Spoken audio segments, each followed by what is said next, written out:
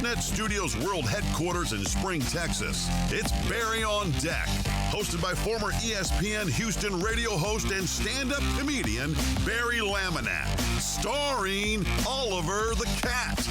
Written by Barry Laminack, produced by Barry Laminack, directed by, you guessed it, Barry Laminack. Featuring sports, entertainment, special guests, film sessions, and some drinking. Okay, a lot of drinking. Viewer discretion is advised. And now, here's your host, Barry Laminack. What's up, you damn dirty deckheads? Welcome to Barry on Deck. I am your host, Barry Laminack. Thank you guys for being here. Today is Monday, October 17th, 2022. And this is episode number 560. The big 560. Look at that. The big 560, folks. We are in a good mood. We are in a great mood. We are in the best of moods. We are in the best of moods, Texans fans. We'll get to it. I'll explain why. A lot of you know already, I'm sure. It'll be a whole thing. But, geez, yeah. We got a lot to do, though. Got a lot to get to. Busy show. Busy sports weekend here in the America. And we're going to try to get to all of it in 3 hours. Now, I had originally planned to do the third hour private today. I'm thinking that might happen tomorrow. I'm going to try to get into the habit now of doing one private hour for the Patreon folks, like we used to do, like I'm contractually obligated to do for the Patreon folks. It's always fun. It's always a different kind of loosey-goosey fun hour. Just haven't either had the time or the energy or the desire, I guess, to do it, but we need to get back into the habit of it. So this week we start anew with that. I was going to do it today from the 4 o'clock to 5 o'clock hour. However, one being the fact that we've got so much football to cover. I don't want to lose an hour trying to get through all of the NFL, all of the baseball, all of the college football, and maybe the best news that I've had in 7 years as a Texans fan. We got to get to all of it. So what we're going to do is tomorrow's third hour will be a private hour just for the Patreon members only. So we'll do it then, and maybe we'll do some fantasy updates during that hour. I don't know. However, hold on real quick. I'm going to send you a link. We'll spend maybe 10 to 15 minutes. Okay, so I'm going to have Aaron Raybould on today. Aaron got on my ass about something I guess as a native Texan I should know. So we're going to get to it today. Don't let me forget either. I better set an alarm 4 to 4:30 or so before I leave my office. Let me send him a link right now. Hold on. Interviews. Dadgummit. Here we go. All right. Let me copy this and get this to him. Big dog. Damn it. Why won't this copy? Boy, oh boy. We have a heck a lot to discuss. There was a shit ton of sports this weekend. Uh-oh. Where'd my chat messages go? Now my chat is missing. Oh, there it is. So we have a plenty to do, a packed show. Let's get to the chat because that's first. That's foremost. CC, I told you could change that. You only needed to do it for a day, girl. You go on ahead and change that, girl. I know that's driving you crazy. I know that's making you sick. You don't need to do that no more. Although it sure does look good in the chat. My little window when I see the little H&M's, gigging-ems. I love it. J. Cross said, don't forget about table tennis. Bitch, we are not doing no table tennis. We got enough to do without no stupid-ass table tennis. All right, let me get this link to Aaron Raybould. All right, here's the link. Hit it up when you are ready. All right.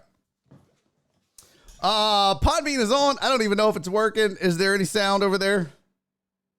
Do we have sound over there? Podbean, sound, Reyes. I'm looking at the chat. Reyes, Podbean, sound, working. Who's the man? Not me, because I fucked it up in the first place. All right, let's say what's up to the chat. If you're new to the program, that is shout out to the chat, not the past tense of shit. And then we're going to start this show because we have so much to discuss. Oh, shit, I didn't download my slides. Dadgummit. I guess I got to download my slides real quick. I guess I can launch that. Heck yeah! Yeah, heck yeah, I can. Hey, I even heard that. This is great. Everything seems to be working. That means something bad's going to happen. Right? That's what that means. Since everything is working appropriately, probably something really terrible is going to happen. I know I shouldn't think like that, but I think that's what it means. I think that's what. Okay, I have a confession to make. I started listening to Tony Robbins. I don't know. We're going to see how this goes. I've always felt like Tony Robbins was like, but someone convinced me to listen to it. My buddy Todd did. He was like, you need to check it out. It's super good. So we're going to check it out. All right, let's get to the chat. I see John Dory. Although, John Dory, you're first in my window. That doesn't, and you're first in my heart, John. Doesn't mean you were actually first in the chat, though. Because I can clearly see where Alan Denson said hello at 1:09. Yeah, I wasn't even thinking about the show at 1:09. Not even thinking about it. But here we are. So Alan Denson is the greatest deckhead in the history of the world. And once I get that thing fired back up again, I'll be able to play it. But until then, John Dory, what's up? My sweet, sweet Donna was in early. AJB, Aaron, what's up with these Falcons, fam? I don't understand it, but they're actually playing foosball good. I don't get it. We're going to talk about it, but damn it, you got to be happy. What's up, Keith Sager? Good to see you. Alex Villanueva, how are you, my friend? One Deep is in the building. What's up, One Deep? Jared Taylor is here. Whoop my ass in fantasy. Christopher Reyes, how are you? FJ is in the building. Sandoval, what's up? Why does this keep clicking like that? Sandoval's here. Hello. It was good to see FJ and Potch and Robert Likes Beer and his lovely wife. They came out to the comedy show again this weekend. Had a grand old time, although it was awkward. I'll talk about it. My wife just found Google Twitch on my credit card statement. Jared. Are you in trouble, Jared? Are you in trouble? Are you in trouble? Damn it, Jared. What have you done? Oh, shit. Jared's in trouble. D-Mata, what's up, man? Good to see you, buddy. Mark G is here. Stacey, what's up, girl? Cece showed up. And who else? Shock. What's up, pimpin'? Shock is here. That's good. Terrence is up, man. Well, how are you, buddy? Good to see you. DJ Matty. Happy Boss's Day. Is it Boss's Day? Guess who's my boss? I don't have one. I don't really have a job. I mean, this is a job, but I don't. Shock is here. What's up, homie? Good to see you, DJ Matty. And who else? I got Alex Villanueva. The Beer Man. What's up, Beer Man Greg? Good to see you, buddy. Scott Hansa. Holy shit. What? What? Okay. Damn, we got a Scott Hansa sighting. That's insane, buddy. Good to see you, fam. Welcome back. Who else? Who else? Potch, what's up? Good to see you, buddy. Thank you for coming out, bringing all them peeps. I hope they had a good time. Jay Cross is here. What's up, dude? Oh, you got to be so happy about the Phillies. Oh, Jay Cross is, I swear, I have this vision of Jay Cross with a sweatpants boner just watching baseball. Oh, you got to be so happy, Jay Cross. Congratulations. Sandoval, what's up? I got you already, but I'll say what's up again. Dre, what's up, pimpin'? Dr. Dre on 290 is here. Nightbot is here, that raggedy bitch. I think this is, nope. Hold on. TS Stream, what's up, dude? Good to see you. JP. What's up, JPJ? I am well. I hope you're well, buddy. Thanks for being here. JPJ Loves Gaming is in. TS Stream is in. That's good. Ivan, what's up, dude? Ivan, I got my Laminator 1000 automated. You're going to love this. It's super cool. Hugh Tex, what's up, pimpin'? Good to see you. Flip! Howdy, Flip. Jeff Bell is here. Jeff, you ready for this Monday Night Football game? I think it's going to be an ugly game again. But I think the Broncos have a chance, believe it or not. Chargers are weird. So I think your Broncos actually have a chance. So, what else is in? I think that's it. No, not in trouble. Just not allowed to buy shoes this month. You got in troubies. I'm kind of that way too, Jared. I ended up looking at like one of my statements. I was like, holy fuck, I have like, because I try to reciprocate when people subscribe that are also creators doing this out of like Kyle and Josh. And then I subscribe and Nick and thousands. And I'm just like, holy shit. I got to scale that back some too. Yeah, I gotta stick to it. What's up, UT Broward? How are you? I'm leaning Chargers, but everyone is on them trap game. We'll see. We'll pull up the Laminator 5000 at some point. Oh man, TikTok has been ripping the Dodgers fan a new one. Oh, nice. Good. Yeah, man. I'm sorry I didn't do it Thursday night. We'll call it personal reasons, but some shit came up and it was just going to be a really not a good stream. Mentally, I wasn't there. There were some things going on that I needed to deal with. So it wasn't a good time. So I didn't do it. But we'll be doing it this week, hopefully. I wouldn't say the Chargers are weird. I'd say they're overrated. Oh, you know what? I want to argue with the JP. I want to be like, nah, you are pretty accurate, actually. It's not a bad take, really. It's not a bad take. It wasn't a good game anyways Thursday. Yeah, no shit, Vince. No shit. Welcome in, buddy. I'm kind of glad I didn't do it, to be honest with you. I was like, after seeing it, I was like, oh, good. Well, we didn't really. 2 weeks in a row of shit. Garbage. 1 touchdown. Awful. Yeah, Ivan said Broncos defense is pretty damn good. No, it's really good. It's really good. And if Russ could ever get his shit together in that offense. Worst offense right now, Denver or Green Bay? Sorry, Jeff. Dub said blame it on Taco Bell. That wasn't even it. It was just a whole shebang of a deal. So, Shock said as far as Monday Night Football goes, I'm leaning towards an extra 3 hours of sleep. Butthole. Thursday's game is about to make people cancel their Prime subscriptions.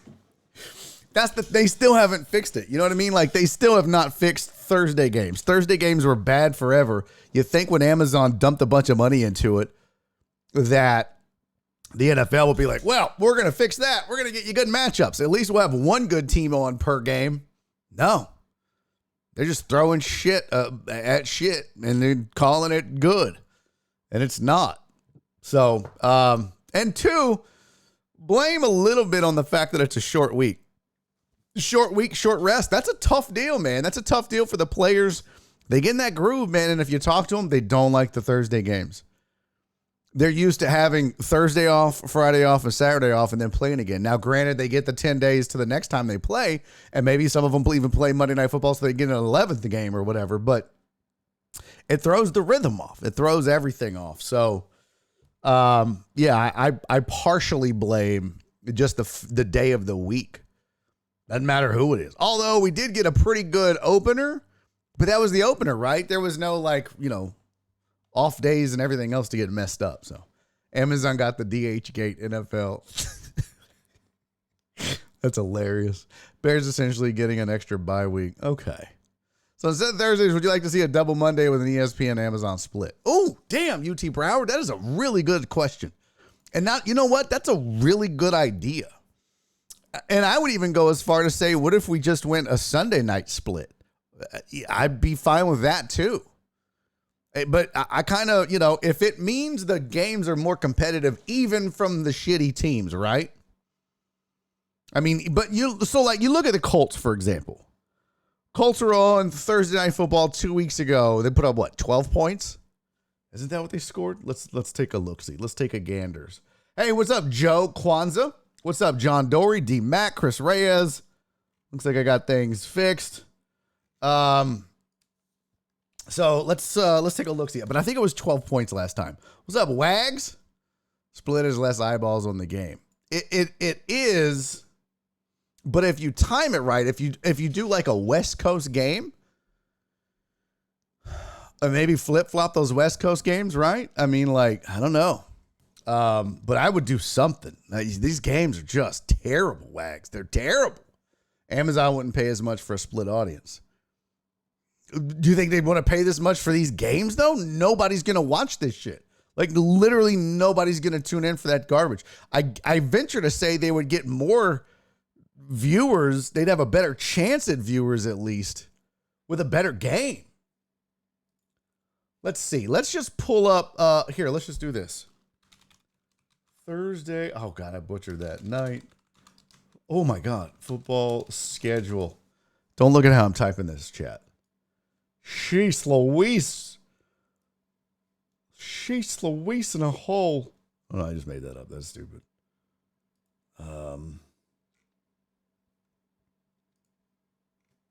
Here we go. Here's the Thursday night football schedule. You Reds? You Reds? Chiz out. You Reds? No, I don't want to subscribe. Get out of here. Scram beat it, Box. So week one, you had a really competitive, good 24, 27, 27, 24 game. But that's week one. There was no other games going on. There was no rest necessary. You even had 29-17 from week two, right? Of Thursday night football. And then you had 27-15.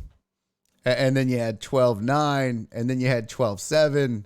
I can only imagine what Saints. I mean, the Cardinals put up 9 points on regular fucking rest. What are they going to do on a Thursday? Lay an egg?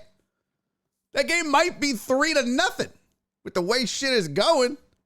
You got 2-4 teams playing on a Thursday. You think, and two teams that really out, unless you live in the area, you don't give a shit about. It's not that I hate the Saints. I'm just like, who cares? They're like the Panthers to me.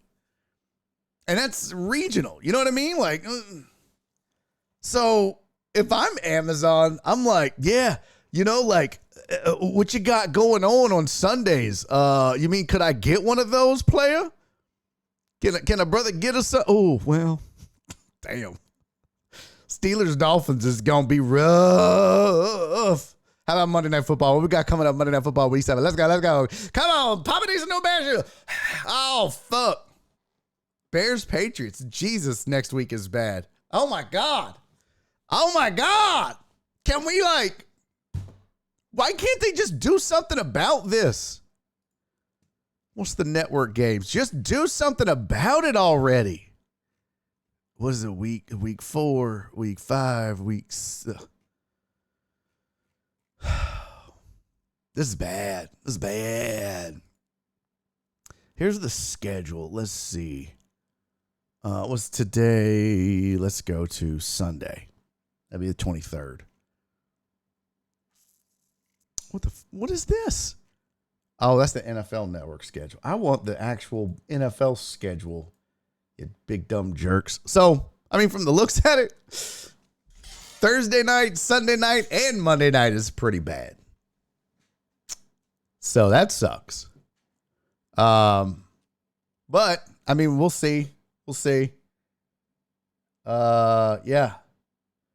It's gonna be rough. You're saying Thursday, Sunday, Monday nights are free next week? Yeah, kind of. I mean, like, I don't even really want to sidecast that garbage, but I guess I'm contractually no, I'm not contractually obligated, but you know, Daddy's trying to do this new thing. So yeah, it's ugly, man. It's ugly. So I don't know. J Cross, East Coast is the best coast. East Coast is crowded and has a lot of rats. So there's that. I mean, West Coast is earthquakes and big titties.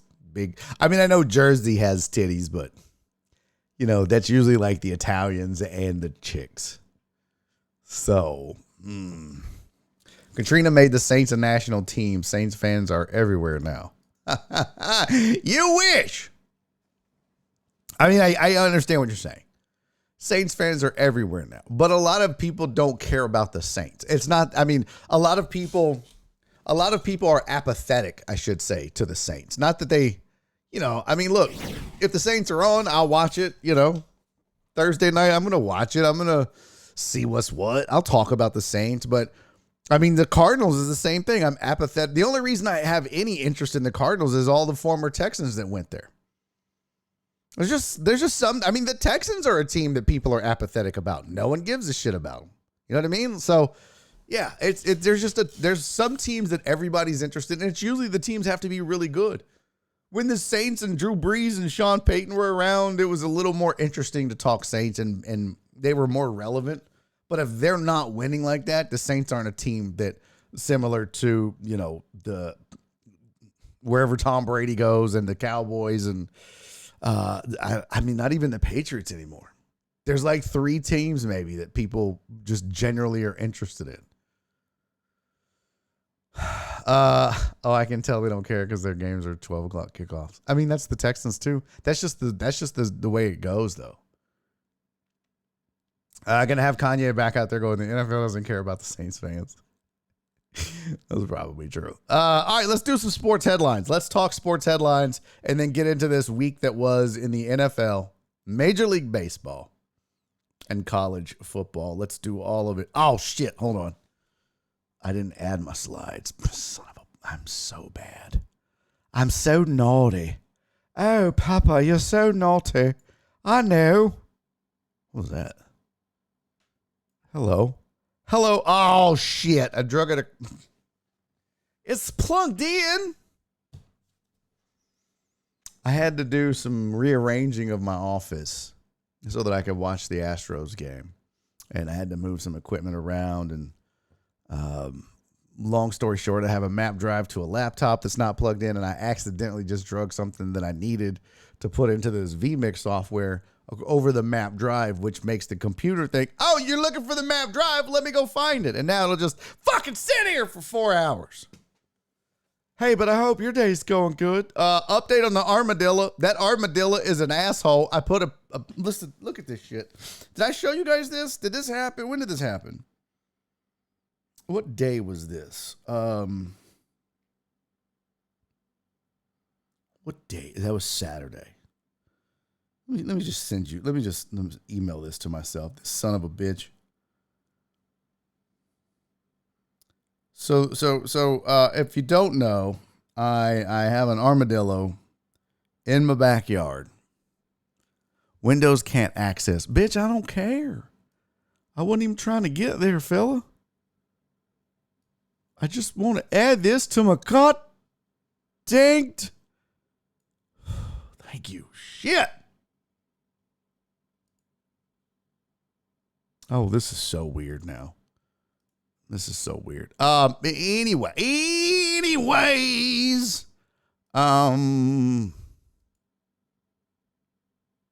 What has happened? This has all just gone to shit. Why me? Why me? Sweet baby Jesus, why me? Oh my God. I gotta fix that. That's not good. What is that? What is happening to my life right now? Anyways, I tried to catch the armadillo. I put some, I laid a trap, and I'll show you here. Hold on. Here we go. Oop, oop, oop. I got to email those to myself, and then I can show you guys what this godforsaken armadillo has done to my life. Save the dillo. You shut up. You shut up. What's up, Extended Toenail? Always a good day to tighten up. Stop it. Saturday night, everyone became Vols fans. Yeah, Cece's like, not everyone. Mark said, let's talk about the elephant in the room. What? What is the elephant in the room? Oh, yeah. We're going to get to it. Hold on. Let me do this. By the way, I got to say thank you to Ivan for resubscribing for 8 months now. And Christopher Reyes also resubscribed for 7 months now. And his message was, Cowboys suck. Let's fucking go. And also Apollo 97. Thank you for the follow 3 days ago. Appreciate that. Appreciate you. Okay, here's the photos. This is, boy, this makes me so angry. For those of you that didn't know, hold on. This is not really cooperating. None of this ever works right, like it's supposed to. Of course not. Of course not. Okay, fine. Shit, finally. I have an armadillo in my in my room. In my yard. In my room? Really? In my room? Really? And this armadillo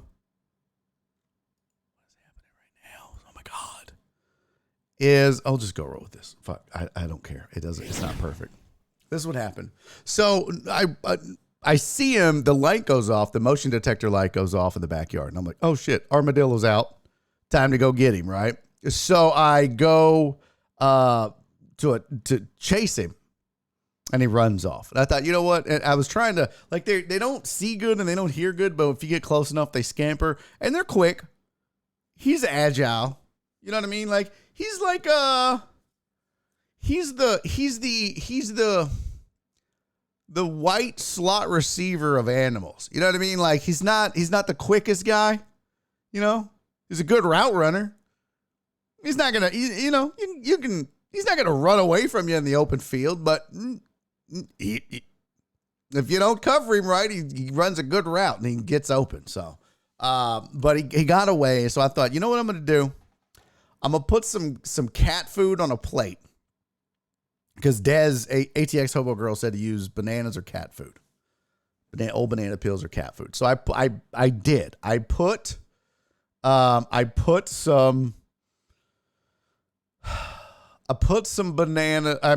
cat food on this plate that you see right here. And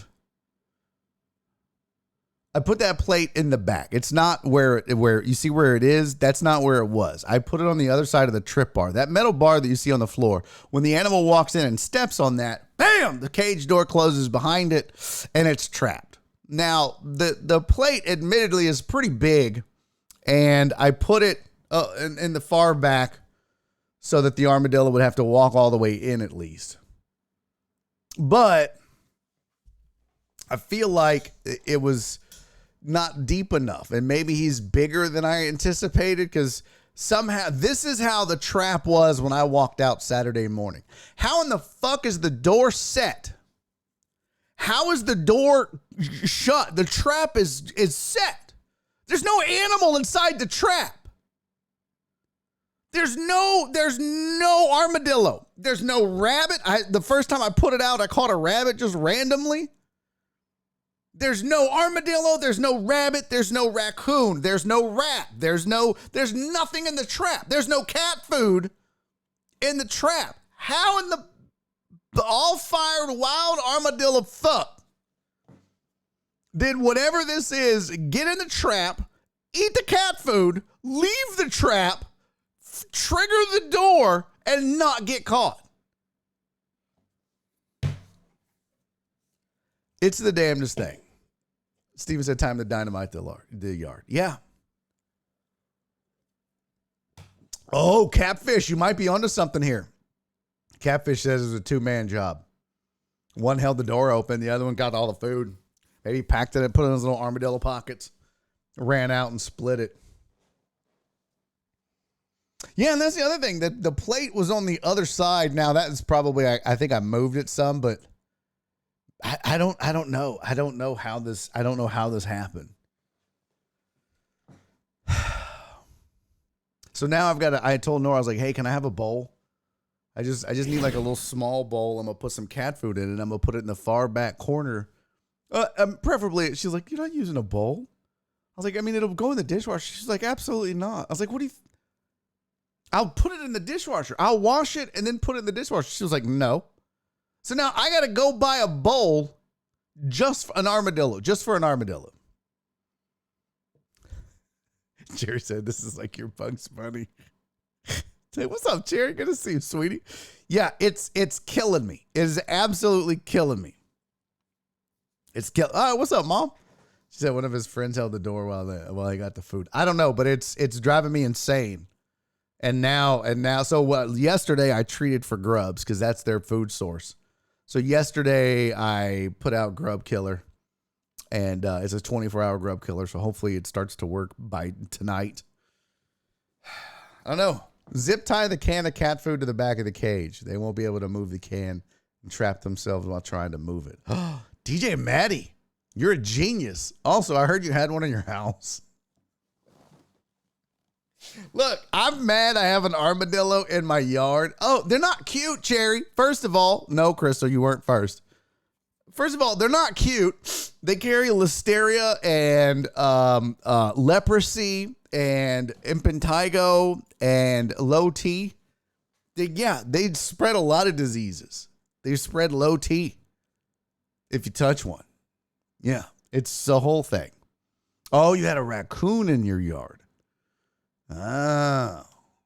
Or in your house. That's awesome. Was it like a pet, Maddie? I mean, you do live in Beaumont or near Vidor. So, I mean, it's very possible that you would just have a raccoon as a pet. You would just be like, hey, this is my dog, Coon. It's a rack dog. It's a dog. I don't know. It's a... I feel like Maddie would just have a raccoon as a pet. Just like, well, fuck it, you live here now. Cherry said, yeah, but hot people spread diseases too. They're still hot.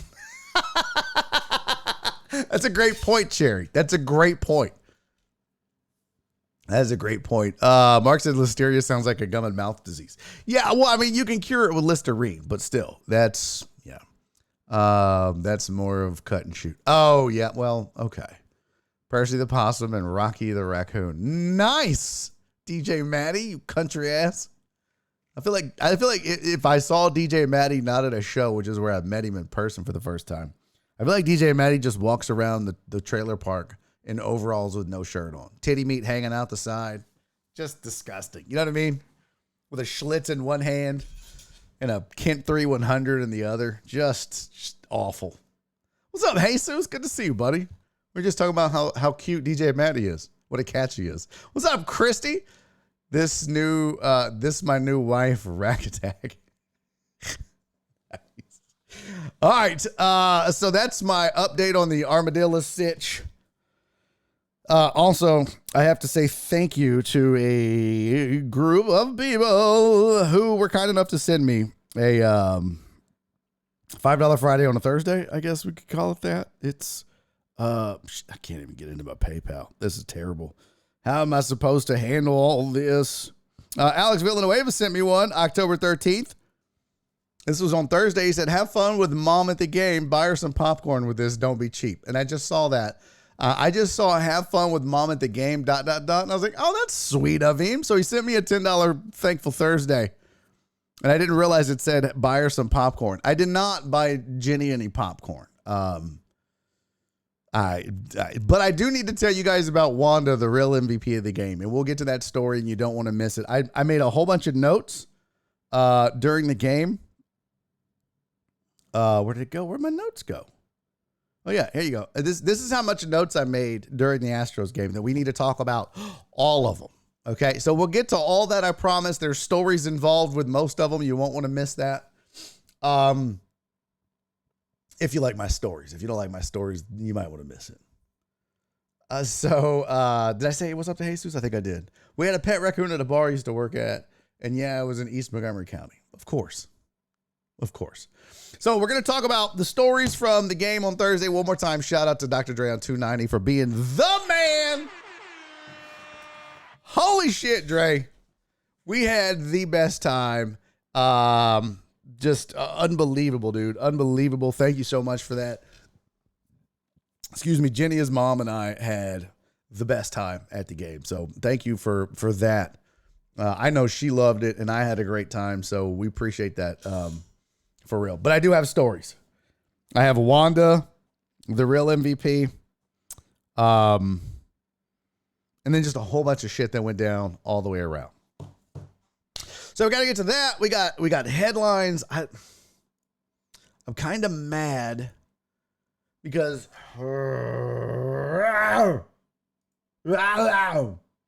so my headline template is jacked up. I don't know what happened to it. I don't know what happened. It wasn't supposed to be this way, but it is jacked up. So it doesn't make me happy. Y'all know I don't like it. I don't like it. I'm back. You can rewind the show for what I missed. Oh, sure. Yep. Hey, what's up? Welcome to the program. Got a lot to get to today. Doing that. Although I'm so angry. What in the all fired fuck happened?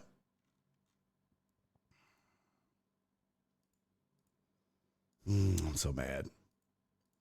I had a nice, pretty headlines design, and it's just gone. It's shit the bed. What? Dre's Astros aren't going to allow you to renew. Oh.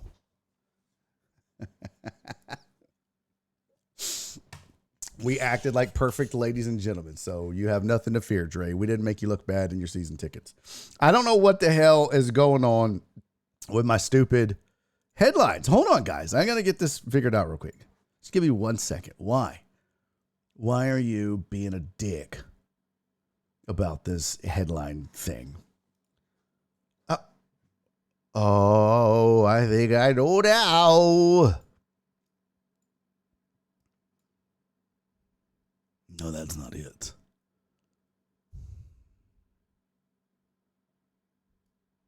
Yeah, I have no idea, guys. This is all fucked up. Oh, I'm so angry now. Oh, I'm so angry. Well,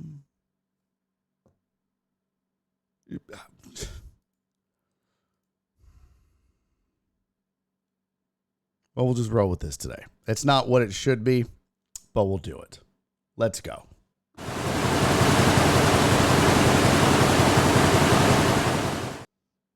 Here's your sports headlines for the day. Oh my God! You guys! What? Yes! Woo! Come on! Look at it. Look at it. Look at it right there. Look at it. Look at that. The most punchable face in football no longer works for the Texans. Are you shitting me? You! Come on. That's a shot. We're just doing a shot. I'm doing a shot. Now, look, I'm not normally a guy. Hey, DJ Matty, thank you for the 100 bits, buddy. I'm not normally a guy that would root for another man to lose his job, especially having been let go from radio and TV and Halliburton and everything else. Alan, thank you for the 100 bits, buddy. However, the fact that Jack Easterby is out with the Texans makes me the happiest man on the fucking planet. I can finally come back and be a fan, a full-fledged, real-ass fan. I hated Jack Easterby. I still hate Jack Easterby. One fish, two fish, blue fish, red fish, fuck you fish.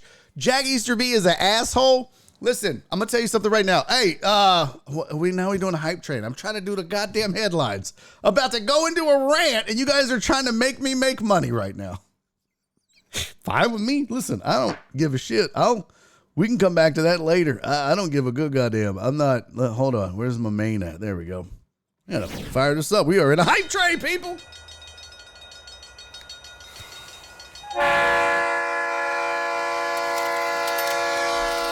Let's go! Donna, thank you for the 45 bits, sweetie. Jared, thank you for the 100 bits. Joel, thank you for the 69. I like. Appreciate you guys. We're level 1 of a hype train, and I'll just do this shot double for y'all then. This is for Jack Easterby getting fired. That's a good day. And this is for the hype train. Thank you guys. Love you guys. Cheers.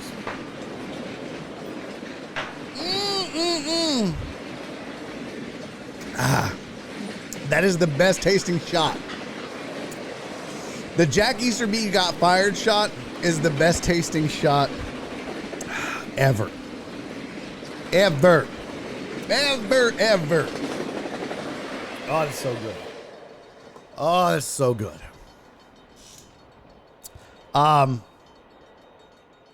So let's talk about it. Let's chat about it. The Texans firing Jack Easterby, or him not being there. I don't even know how it is. I don't know how it went down, whether he got fired, whether he quit. It doesn't matter at this point. The fact that he's gone, that's all I care about. So the fact that Jack Easterby is no longer in the Texans organization, that just simply means that a lot of us fans can come back to being fans of a poorly run organization that look, there are a lot of poorly run organizations out there. Okay. There are a lot of organizations where the fan base doesn't like ownership, doesn't like what's going on with the team. But when you know you have a pariah, when you know you have a person in the front office who is not in good, doesn't have a good connection with the team or with the players. I mean, he's basically just there as a puppet for the owner. It makes it difficult to root for that team. And Jack Easterby, and yes, I'm wearing my Fire Easterby shirt. Jack Easterby is the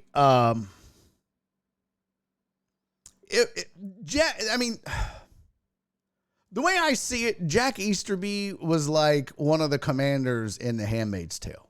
I mean, praise be. Under his eye, this team was running into the ground. This is what I believe. I think that a lot of these players were handmaids, and Jack Easterby was a commander, and he was just doing awful shit to the players and the team, and he had everybody fooled.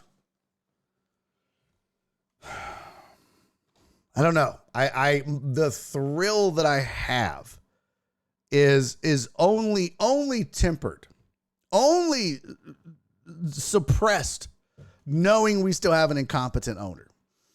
There is something in me that says this was not Cal doing this. This was finally Nick Caserio going, listen, you've got to get rid of this dude. He's a boob.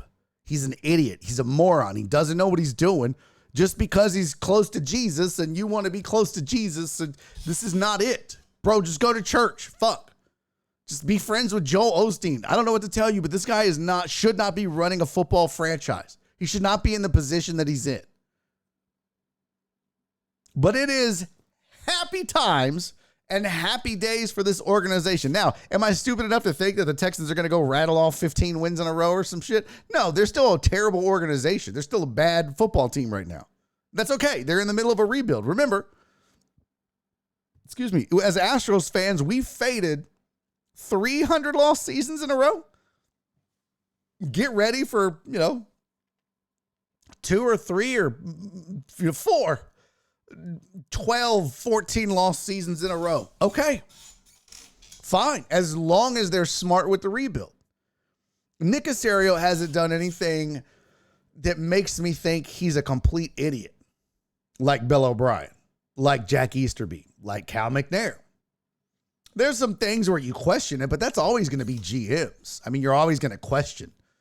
But this organization, as of 2:58 p.m., on Monday, October 17th, is better off now than they were before when Jack Easterby was still employed by the Houston Texans. This organization is better now that he's gone. Period. End of story. This is a happy day. This is a happy, happy day, and we should all celebrate. So I had a kind of a run. The hype train kind of fucked me up. I wanted that to be better. The hype train kind of, it fucked it up. I had a whole thing planned, and then I got off my. So sometimes, it happens. And thank you for the hype train. It completed no subs, 414 bits. Thank you, guys. Thank God in Greyhound he's gone. Yeah, that's what's up, Rudy Rod? Oh, you got a new little picture there. That's good. Erroneous Super Bowl bound. No, negative. So Caserio did to Jack what Jack did to OB. I don't know that that's the case, Alex. I mean, I don't know. But I certainly think that Caserio had a hand in this.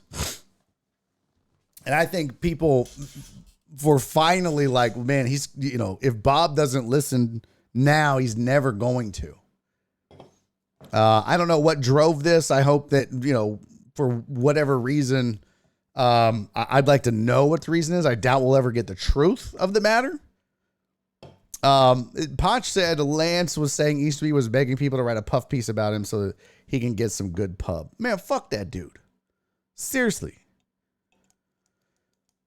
He's a garbage person. You know what I mean? Like, oh, will you write a puff piece about me so I can get good pub and get another job? No, bitch, because you're terrible at your job. Go back to being some fake ass camp counselor, you fucking weirdo. You don't belong in the NFL. You're a fucking character coach. You know what that means? You're a goddamn, you're a motivational speaker that gets to go out and take snaps with the first team. You shouldn't even be allowed on the fucking field. Fuck your puff piece. Fuck your feelings. Just an awful person. I watched this fucking stand up and I couldn't recover from that. Even as bad as he was for this team, people in the organization fucking hated him. I mean, he would walk in a room and it would empty. This is true. I'm just telling you what people told me about what went on inside the walls at the Houston Texans. This guy would walk in a room, be all, hey, what's up, guys? And the fucking room would empty. And it would be one of those things where if he was like, oh, I'm with the offensive line, he'd be like, howdy, partner. And then be like, I'm going to go hang with the DBs. He'd be like, what's up, fam? Like it switched. It was like, bro, you're so fucking fake. You're just an awful person, Jack. Just fuck that dude. I mean, fuck that dude with every fiber in my being. Fuck Jack Easterby. I'm glad he got fired. I hope it was a firing. I hope he didn't just step down and leave. I hope he got fired. I hope it was like the walk of shame. I hope that when he had to walk out, he had a box and there was like a crucifix in there and a Bible and a fucking picture of a cat with it hanging onto a yarn. It just says, hang in there. And he had a fucking Dr. Seuss book and a how to write stand-up comedy for dummies and a how to run an NFL franchise for dummies. And I hope as he walked out, everybody just stood there laughing and clapping. Bye, bitch. I'm serious. I hope people were honking and there was ticker tape parades and there was fucking high fives. We've all worked with that one dude or that one chick, right? The Tammy in accounting that nobody can fucking stand. She just, everything's about her and everything's about her problems. And oh my God, she one-ups you no matter what. Oh, you've got that? Well, we got one too, but we got ours before you. That's Jack. That's Jack Easterby. Jack Easterby is Tammy in accounting. Everyone hates this dude. So yeah, I don't mind being team fuck off. I'm glad you're fired. Fuck that dude. Scattered like roaches when the lights turn on. What? Somebody that slick already had everything packed. I don't know. I hope so. I just nothing about that dude. Nothing about anything I've ever heard from people that know him and worked with him. Because I'm not just making up shit. I'm not just like, oh, this is what I think is going on. No, I'm telling you what people have told me that have been inside the organization. I'm telling you what people have told me that have sources inside the organization, employees inside the organization, not even football players, but front office personnel and football players, but front office personnel that worked there. They were like, this is fucking awful. And it's all because of him.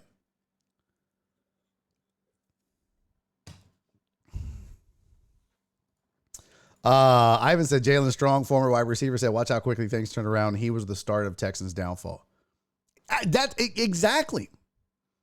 And we all know it. Everybody knows it. Like literally everybody knew it and knows it except for Cal. And whether it was just his love of Jesus and Jack, I don't know.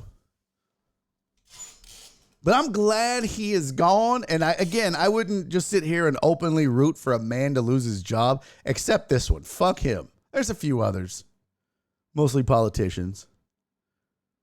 I'm just glad this dude is gone. He's a garbage person when it comes to the NFL and maybe just people in general. So fuck him. Bye. Bye, bitch. Nice, Potch. I hit him up. Is that what that's called? Amos, code switching?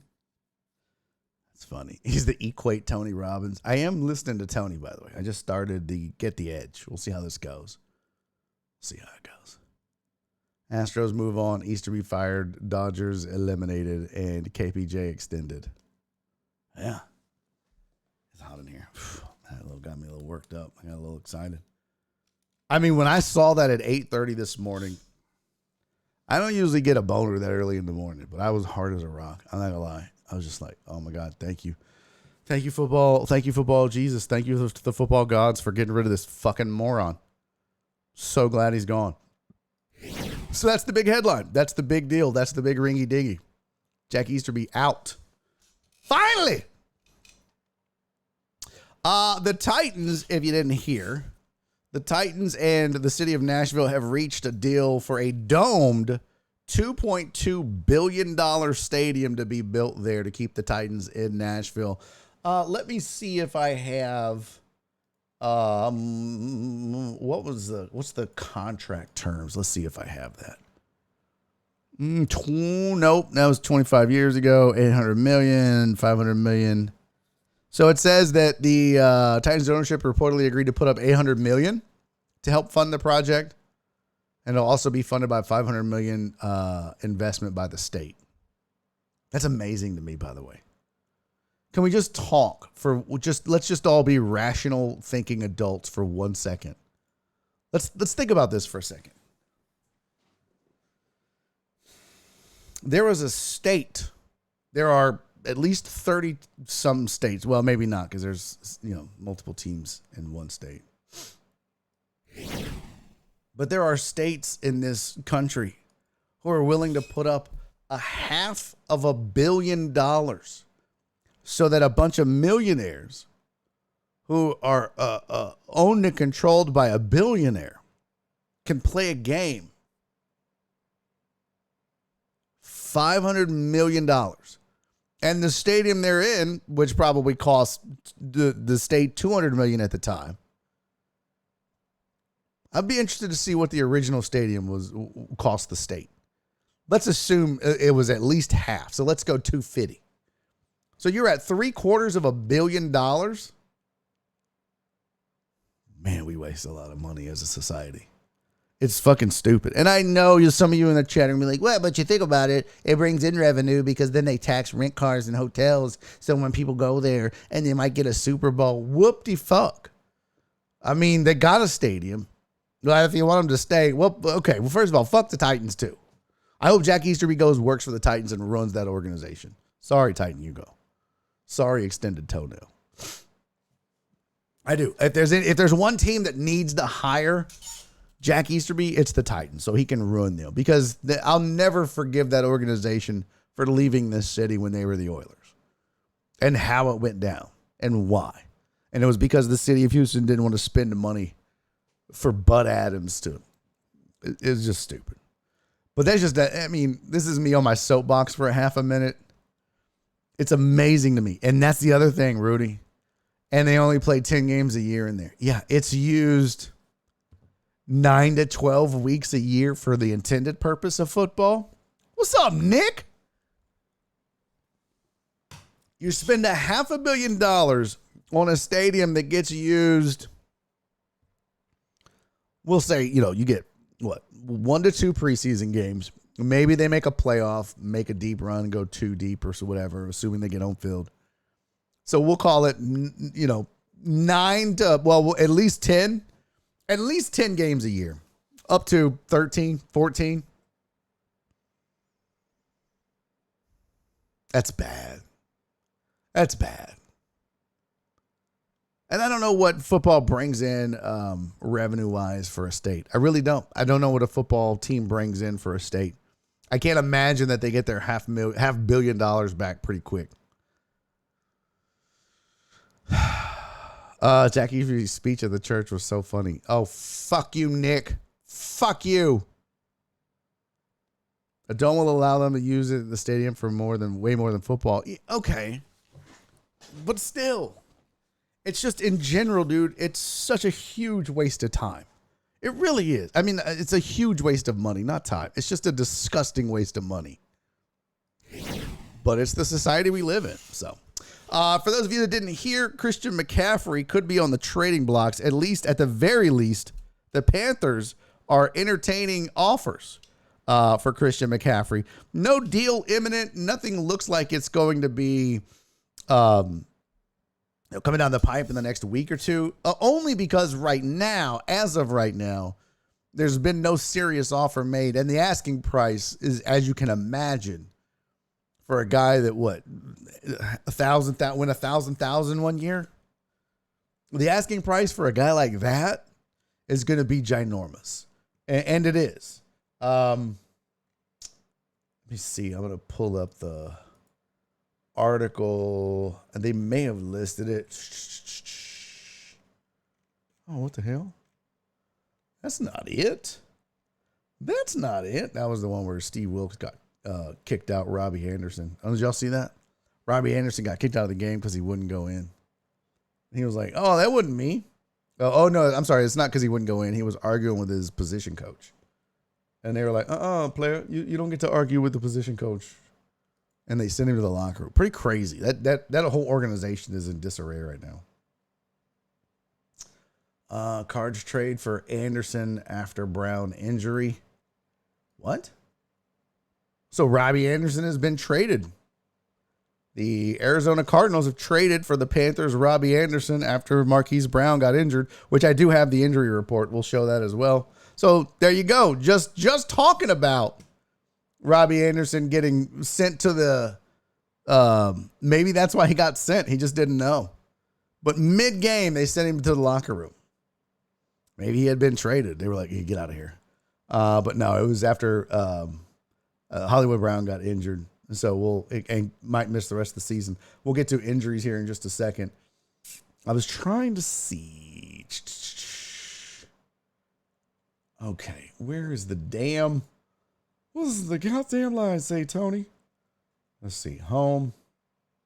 Still nothing. Okay. Well, I don't know what I did with the link. But I was trying to see what they were asking for McCaffrey. There was nothing specific that came down. Here we go. Should the Panthers trade McCaffrey? A source close said it's unlikely without a team giving up something substantial like a first-round pick. McCaffrey is the most valuable trade prospect the Panthers have right now. I don't know. I mean, a first-round pick seems like a lot. It just depends on how many games you think you're going to get out of Christian McCaffrey. Or do you think that he's done? I mean, the dude is 26. That's not young in running back years. It's not young in running back years. Yeah, Bills or Eagles are two teams that have been mentioned. Let's see his stats real quick.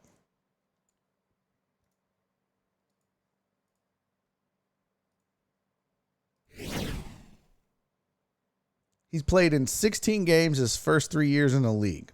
And then he's been injury riddled. And this was my concern from the get-go, was that he wasn't going to be able to stay healthy because he's such a small dude. But the first 3 years, he kind of proved me wrong. He played in all 16 games for 3 straight years. But then now he played in 3 and in 7. And then this year now he's played in 6 games. He's just not, I mean, he's right on his career average of 4.6. Averaging 8.4 yards a game receiving. I mean, he still has value if and when he plays. But that's got to be the concern about trading a first-round pick for the dude. Is he going to be healthy? It's a scary proposition. Imagine him going to the Bills. That'd be ugly, man. Jeez Louise. But you think about it, too. I mean, the Panthers are probably going to want a pick. I mean, sure, they would love to get any first-round pick, even if it is the Bills who might win the Super Bowl and you'd be picking 32. But there might be a team. I don't know. Let's look at it.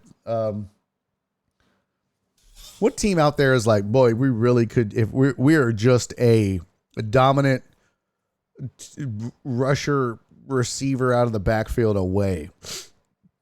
Not the Giants and Saquon. I mean, the Eagles might be that team. I don't think he helps the Packers. Vikings are an interesting option.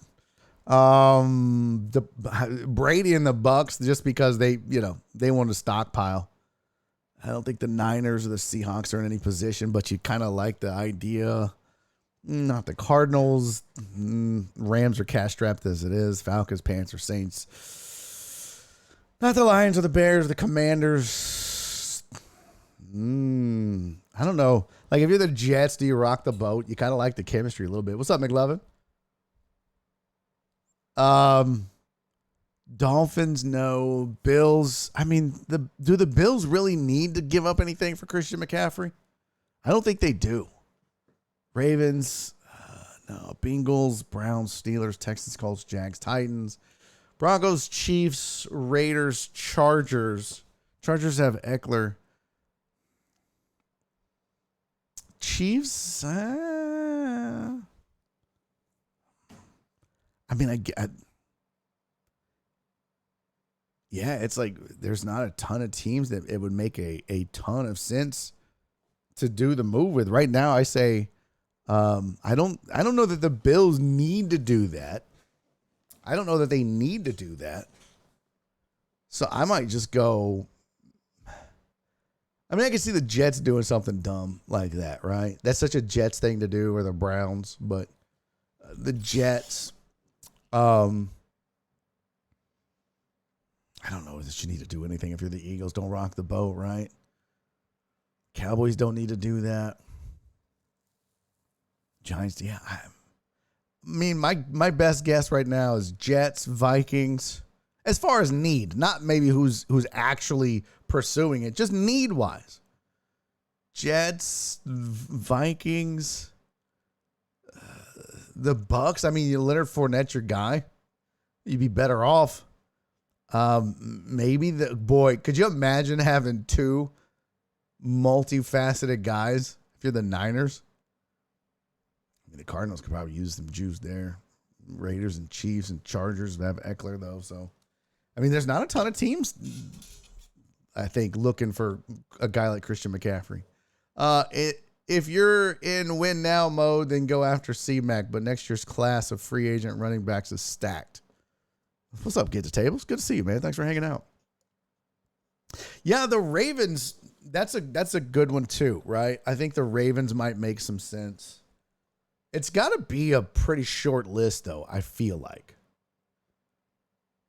So, yeah, I'm going to go. I mean, obviously, I think Bills and Eagles and Chiefs, just because they're front runners, everybody assumes that, but I don't know that you need to yet. So that's why I say I'll go Jets, Ravens. I mean, Vikings. Boy, the Jags could do worse. I don't think the Bucks would do it, but they might. I don't know. I don't know how they would make the cap work. Chiefs, just because they're front runners, and I'll say I'll throw the Cardinals in there, and the Niners. Why not? Donaldson asked me anything about anything. Did you forget Aaron? No, he's joining in the 4:00 hour. I messaged him. I texted him the link, so he's going to join in the 4:00 hour. But I'm glad you said that, because right now we got to get to Jenny's mom here. But here's one last headline for you that I got done. The Cowboys and Dak Prescott, or the Cowboys are saying, and Dak Prescott's saying that they're looking at a return of Week 7, and that's against Detroit. And how convenient that it comes on the heels of their first loss with Cooper Rush. And he looked bad, and he looked like a backup quarterback. So, not a surprise. I think that the Cowboys were just in wait-and-see mode. Hey, if they continue to win, man, let Dak rest as long as he needs to. He's 99.999% healthy. Hey, buddy, get 103%. Take another week, right? But that first loss, it's like, okay, that's enough bullshit. We definitely don't need to lose any more ground in the division to the Eagles. We already dropped one division game to them. We got to get Dak back and take this serious and hope we can catch him in the L column somewhere and get him at home. So probably time. Not a shock if you pay attention at all to see Dak coming back. All right. It is time. It is time. It is time for one of my favorite times of the year. Jenny, I'm sorry I made you wait so long. Joining me on the program right now, no like problem. she always does. Jenny's mom is here. Mother, how are you?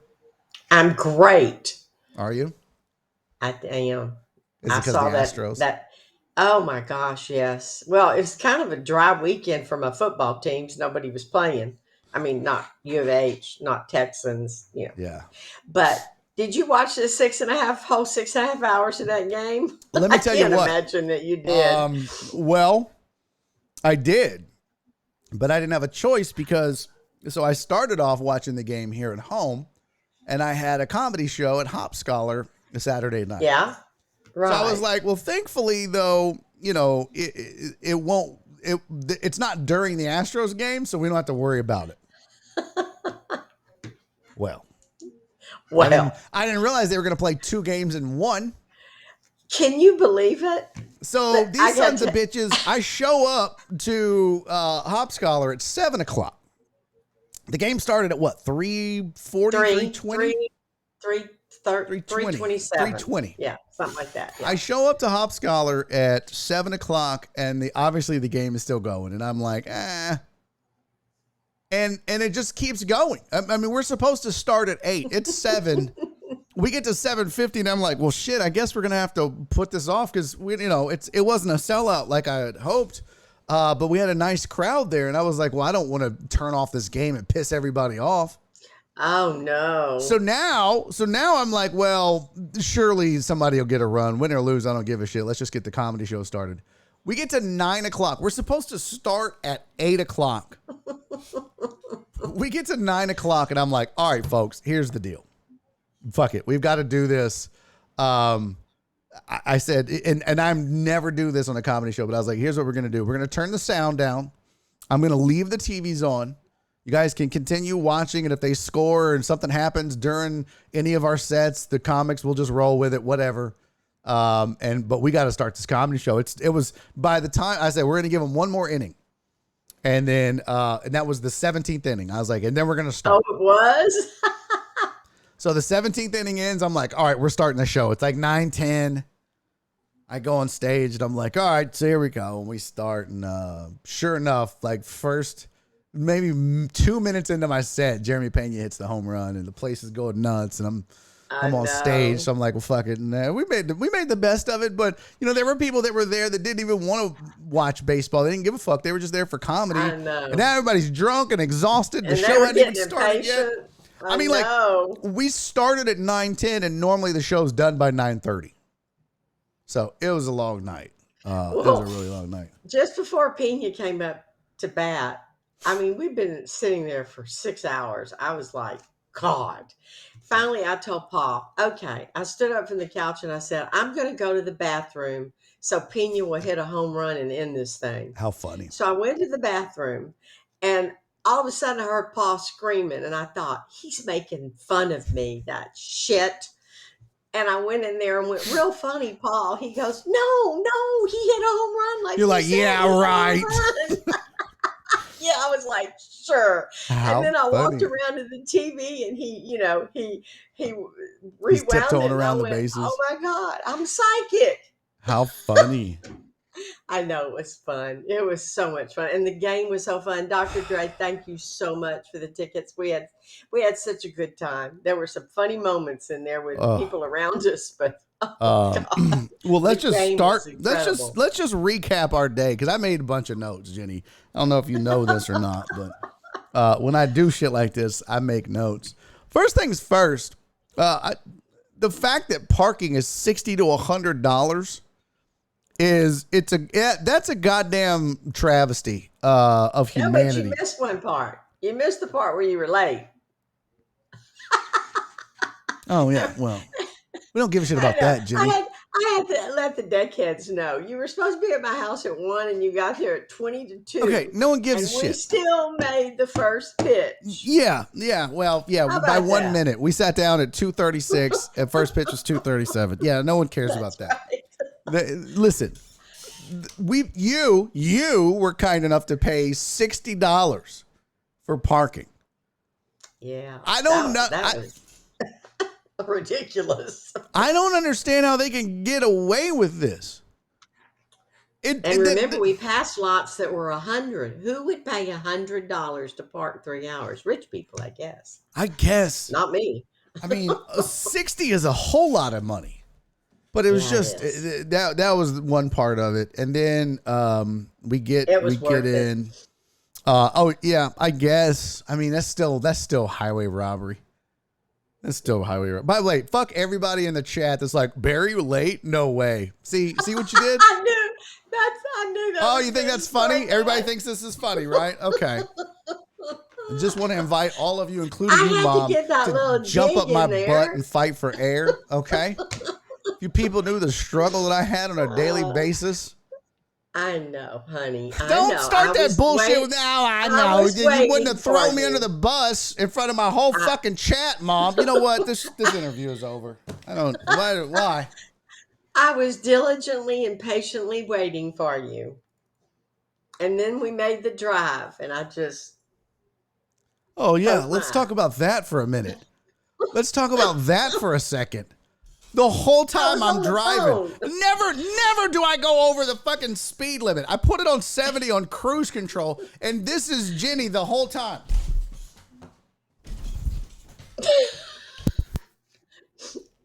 Not the whole time. I was on the phone. Mother, you grabbed my door handle at least a half a dozen times, like I was doing 130 and not slowing down on the curves. I was like, okay, I just got to remember that she thinks 50 is fast now.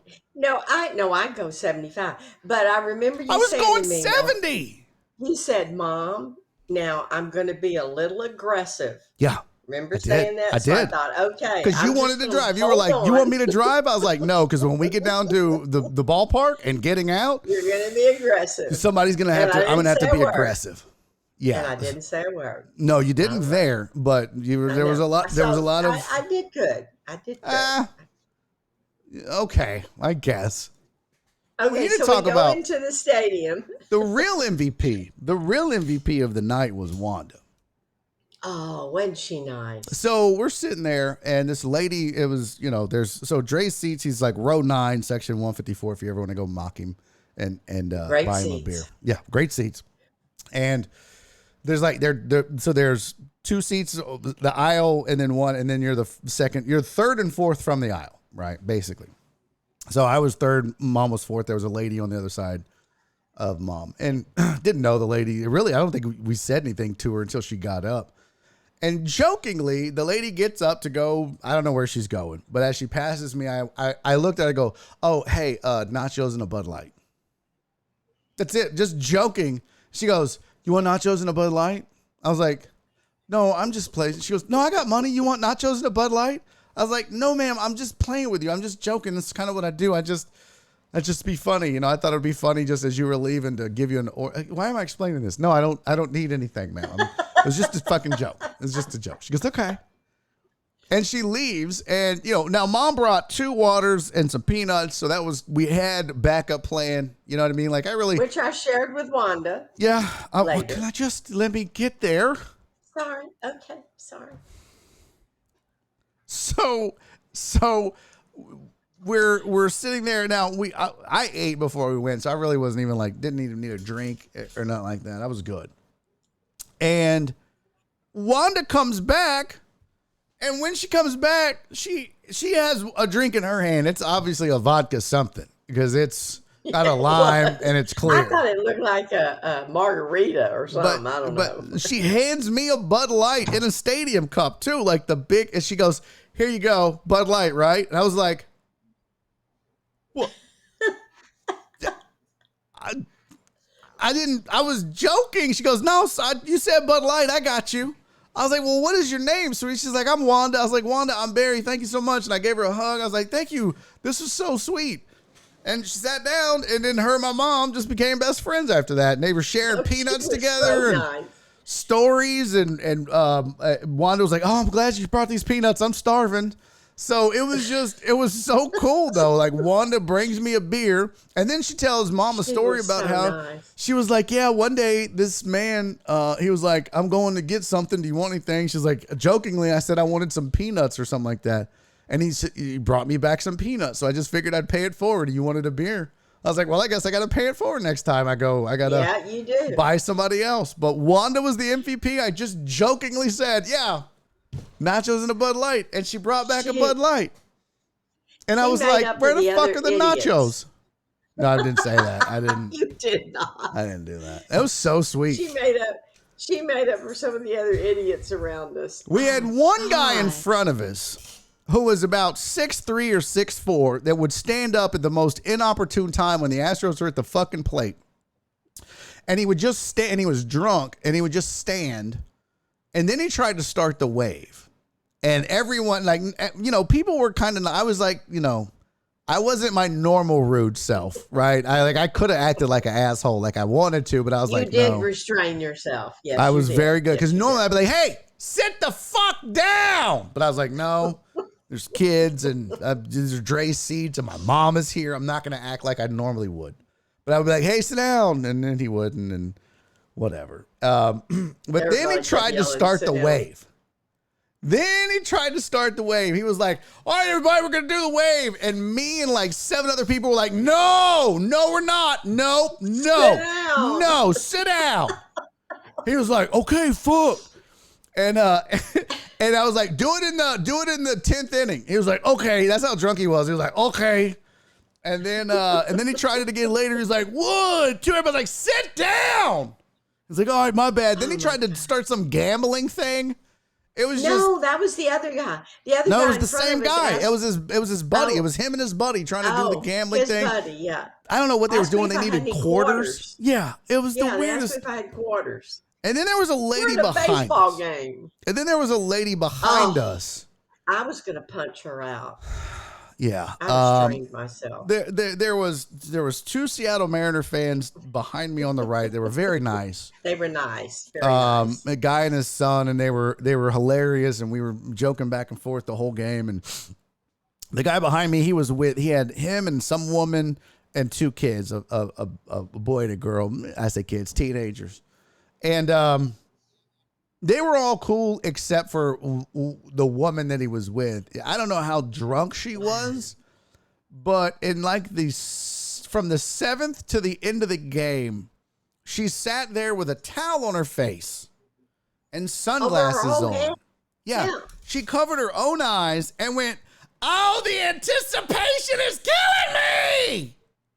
And she just kept screaming the entire fucking time. What's happening? It was like, well, you stupid bitch, if you would take the towel off your head and your fucking sunglasses off, you would know what was happening, you dumb moron.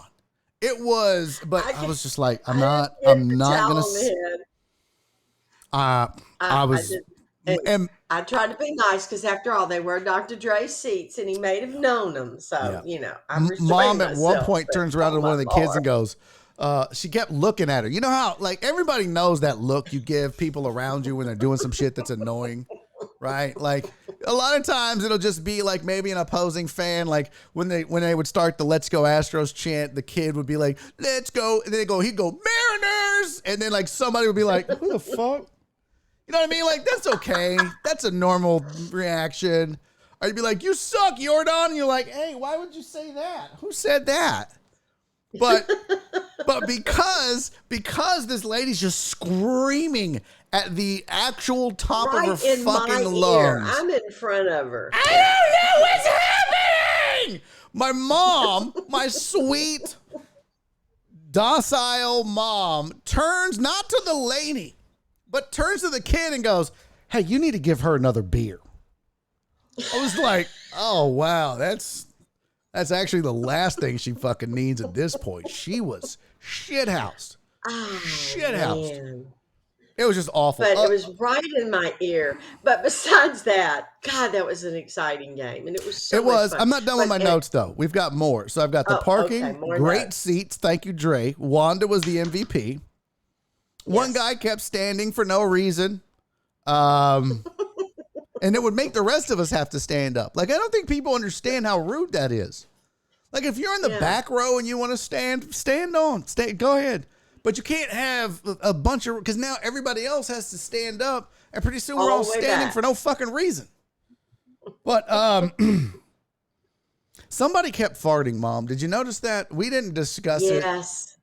Oh, yes. But I wrote that in my notes. I think it was the guy in front of you. Somebody kept farting, and it was awful. Awful. Awful. It was almost, you know what it Lord. reminded me of is like the airplane, because it never fails. As soon as you get on the airplane, people just start farting, and you don't know who it is. You don't know. You can't. Just kind of What I think is, permeates the air. I think planes and public seating areas like movie theaters and even ballparks. I think what they need to do, Mom, is a lot like pools. There's that rumor around that they put a dye in the pool, and if you pee, it turns dark blue, and now everyone knows you've just pissed in the pool. There you go. I think they should pump something into the AC units on a plane, in a ballpark, in a movie theater, so that when you fart, the gas chemically reacts with whatever's in the air, and now you just got this yellow green fog that you're just sitting in your fart marinating, and it's just like a big fart bubble, and everyone's like, "Oh, he just shit his pants. That guy just shit his pants." That's the farter.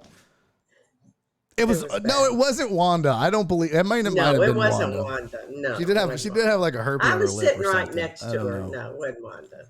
Well, when I hugged her goodbye, I was like, "Please don't kiss me," because she had that big fever blister. I was like, "Oh shit." Oh.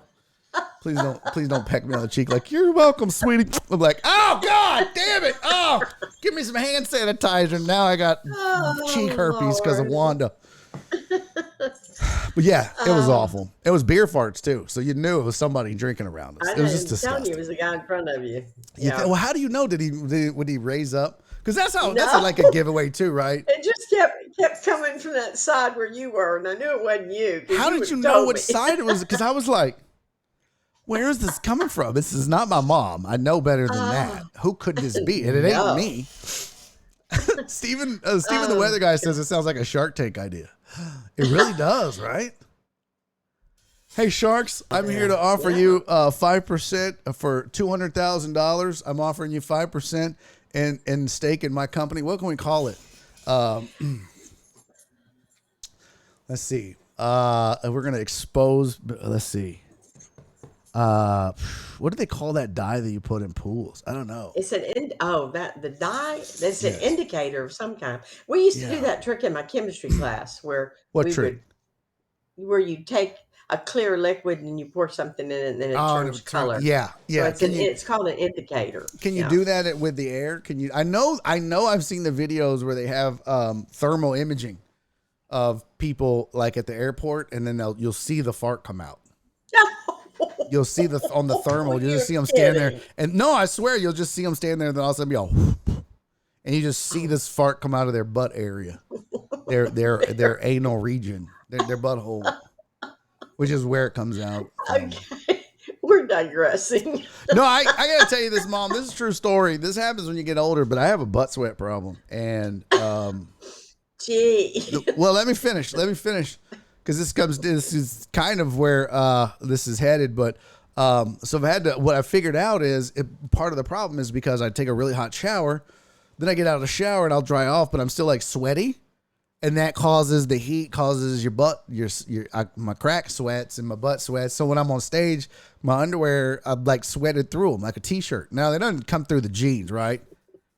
So what I do though, Mom, is I put baby powder down there, and there you go. Then you got a baby butt. Yeah, but now when I fart, it looks like LeBron entering a basketball game. You know how he throws the powder? It's just every time I fart, you see them now. It's like it's not a silencer anymore. And I'm gonna have to look for that. If I walk around the house, you just see. I look like a train. I look like a train in a western coming down the track, or like I said, LeBron James entering a basketball game. Just everybody that's listening, if they ever go to your show, is going to be looking for that. For me. butt crack sweat. Mm-hmm. Yeah. Well, good luck because I fixed it now.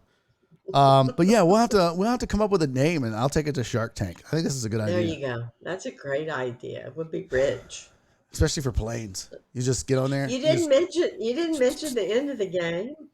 No. Some guy tried to start the wave and told him to sit down and shut up. No, that was no. When we were trying to leave. Oh, I've never been in a crowd crush like that before. Yeah, I that was was getting insane. I I talked was to getting hot and hyperventilating, and I couldn't breathe. I mean, I've never seen a crush of people like that. It's kind Yeah, of it was scary. different. I mean, I've been to plenty of games and sellouts. Like I was telling Nora about it, and I was like, we've been to games where they were sold out because Nora and I would go opening day every day or every I year, remember that. and it would be Right. packed. And I never remember the concourse being that it was literally shoulder to shoulder, chest to back, back to chest. And you Like couldn't move. no, there was a Thai woman behind me, and I could feel her penis. It was, or she just had a really large clitoris. I don't know which. I could see the imprint in her jeans too. So. Moving along. But it was so tight. Like it was just. It I mean, you were was. just shoulder to shoulder, and it was sweaty and hot, and people were rude. And there was a guy with a baby on his shoulders that kept bumping me, and I was like.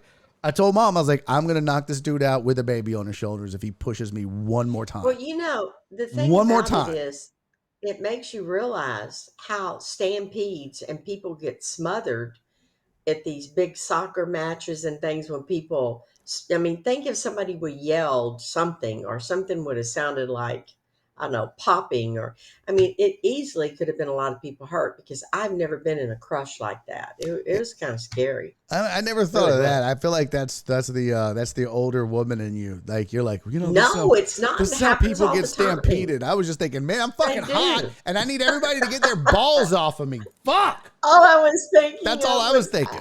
Could you I'm get so your hot. balls off of me, sir? Ma'am, I don't know, whatever. The dude with the kid, he kept going, go, go. I'm like, bitch, didn't I? I turned around, I was like, bro, where am I going? Where am I going? I can't go anywhere. Well, people just need to go. I was like, where the fuck do you want us to go? Can you not see? There's like literally nowhere to go. Fuck. And your kid's ugly. Yeah, Get you out were of here. just- Ugly I mean, ass it was- kid. Yeah, but we finally found daylight and air and got outside. But it was so much fun. Oh my So much gosh. fun. It It wouldn't was have a been blast. fun if it wouldn't have been all those things happening and the fans around us and the baseball game and No, it was was everything. It was on. perfect. I wouldn't have changed a thing. Well, I mean, it was perfect. except for the And $60 then the part. I know y'all covered this today because I got in late, but how about those Dodgers losing? We didn't cover it, but yeah, Oh I saw my somebody God. tweet about this, and they said somebody retweeted it, but it was like one of those. If ever there was a case to just stop the season, and this was before the game, before they lost, but it was if ever there was a case to just stop the season and give a regular season team the award for best team in the league, this is the year because the Dodgers won 100. It's like, no, fuck you. That's not how this works. You don't get to be the No, it regular season doesn't. champs, you fucking idiots. Do you know how many teams have won a World Series or a Super Bowl coming from the wild card and the best team in football didn't win it, or the best team in baseball didn't win it, or the That's best team in happened in basketball? baseball, You don't yeah. get to just crown yourself the fucking champ because you had a great regular season. The whole point of the regular season is to determine seeding for the playoffs. That's literally it. That is the whole point. So And the think only how- thing you got was the number one seed, which you squandered and shit the bed with. So you got They what you did. fucking got. And then Atlanta, I mean, think about how long it's been since anybody repeated the World Series. I think Yeah. the last time they said it was the Yankees many years ago. Might, yeah. But oh my God. McLovin said, Mom, don't remind me about my fucking Dodgers. Man. Well, Atlanta, I thought Yankees were going to lose last night too, but then as the game went on, I thought, no such luck. But on the other hand, if they all lost and then the Astros face these teams that have got this momentum and they're excited, that's kind of dangerous too. Well, So, that was Seattle, though. That was, and Yeah, Dez had I made know. the point where he was like, you got a team coming in that's super hot. And I mentioned when Dez was on the show, but somebody had said on the broadcast, when you see stuff happen like what happened with Seattle in Toronto with a collision in the outfield that cost them 3 runs, and that's the reason they won the game and moved on, you start to feel like it's a team of destiny. You start to feel like no matter what It's they their do, year. they can't lose. Exactly. Yeah, because we've seen it happen with Kansas City and the Astros, and you start to think that. But so that was the thought process with Seattle coming in, and it was like, I mean, in game 1, all the way up until the Jordan at bat. You were like, well, maybe this is their year. And what's happening with your camera, Mom? You like max headroom? Well, no, I'm having trouble with the cursor on my computer, and it does this every once in a while. It might just click me off here in a minute. I don't know. I got to put it in the shop. I've just been so busy, I haven't been able to do without it. It looks like you're like it's like the beginning of a video game when you're about to tell me what my mission is. When you're like, Laminate, Special Agent Laminate. This is Jenny's mom deep in the bowels of planet Earth. I gotta put it in the shop. I'm sorry, but anyway, you gonna take it to the Geek Squad? Yeah, no, I got a guy on the I-45 that'll do it for me. Oh, but just like on the side of the road. Maybe it needs a driver. He sells blankets and fucking firewood and fixes computers. Nice. Well, he fixed it last time, so why not? Oh yeah, he did a great job. Apparently. It's all screwy again. I don't know. If I had a child who would come over here and fix it for me that knew something about technology, that would be great. But yeah. I guess I'll just take it. Too bad you don't have one of those, though. All right. Well, that's the end of this. Love you. I love you too, Mom. I had an absolute blast. Thank you again to Dr. Dre. On 290. Thank you, Dr. Dre. It was wonderful. Yeah. Yes, you made a great experience and memory for us. I appreciate it. For sure. Thank you so much. Go Stros. I will see y'all next week. Hopefully, we will have a couple, 2 or 3 wins behind us. Go Stros. Go fix your computer, Jenny, and I will. Help me come up with a name for the fart dust. Yes, I will. Okay. Love you, Mom. Bye. All right, that's Jenny's mom. Always a good time. Always a good time. The best sport. She's so fun. We had a great time at the game. 6006 I-45 North between 2 Mile Park. That's gallery furniture. He ain't fixing no damn computers. Barry, get your ass over there and fix your... No, you guys, I'm 48. She said she doesn't have a child. I'm an adult. And I haven't been in IT in fucking almost a decade. No, and I stopped doing tech support for my parents a long time ago. No, that's like it's different when it was occasional. But every time I would go to my dad's, my mom wasn't as bad. But one, I don't have the patience for it anymore. But two, every time I would go to my dad's, that's all I would do the whole time. Is just fix shit for him. Technology. Or, hey, bud, my sprinkler thing isn't fucking working. And, hey, bud, can you take a look at my computer? And my camera system's messing. It's like, bro, I don't come over here to fucking do IT work. So, no, I'm not. I don't do that. I mean, occasionally I don't mind. But no. And I just don't have the patience for it. I just don't. Because something small like that ends up taking fucking 9 hours. Listen, mother, don't make me ban you in the chat. She was like, you don't have the patience? No. My patience are gone. All right, we got to get to NFL recap. Let's do this. Let's see. Pasha, what am I doing? Oh no, they're trying to guilt you into fixing my mom's computer. That's the thing about being an IT guy. And now, look, I will say this. Jenny is in real estate, and when we try to sell a house or whatever, she's always helps us. And that's once every fucking 13 years. Okay? Now, it's different than every other week. You got a computer problem, or you don't know how to do something, or you need somebody to come over and do this or that. IT people, we're the only, well, I say we. They're the only people that no one is like, you don't go to your buddy's house who's a doctor and be like, hey, I got this mole in my ass. Can you take a look? Hey, Doug, I really think I have a hernia. Can you hold my balls and let me cough? And you just tell me, and then we'll have dinner. Was that cool, buddy? No, it's IT folks are usually the only ones. It's not fair. It's not fair at all. You don't go to VB's house and take your fucking spreadsheets with you and be like, hey, man, I just figured since we were hanging out, could you do my taxes? It's not okay. So many remote tools we can help. Oh, I mean, I wouldn't. Stacey said I asked my nurse friends for IVs all the time. Nobody said life was fair. Shut up, Rudy. No one asked you. They get stopped at Little League games. Who? I ask my brother for medical advice all the time because he's a doctor. Well, you're an asshole, E2D. What do you do, E2D? What do you do? I mean, like, what's your trade? I know you're at school right now. What's your trade? Right? Does he like, hey, would you fucking weld this fence for me? Huh? Would you? Like, I don't know. All right, maybe it has something to do with the fact that I lack patience. That might be it too. Better give your mom my number. She can hit me up. Don't like the way you put that. Not at all. So that's not happening. You can voom everyone while you're at your mom's house. What the fuck what does that mean?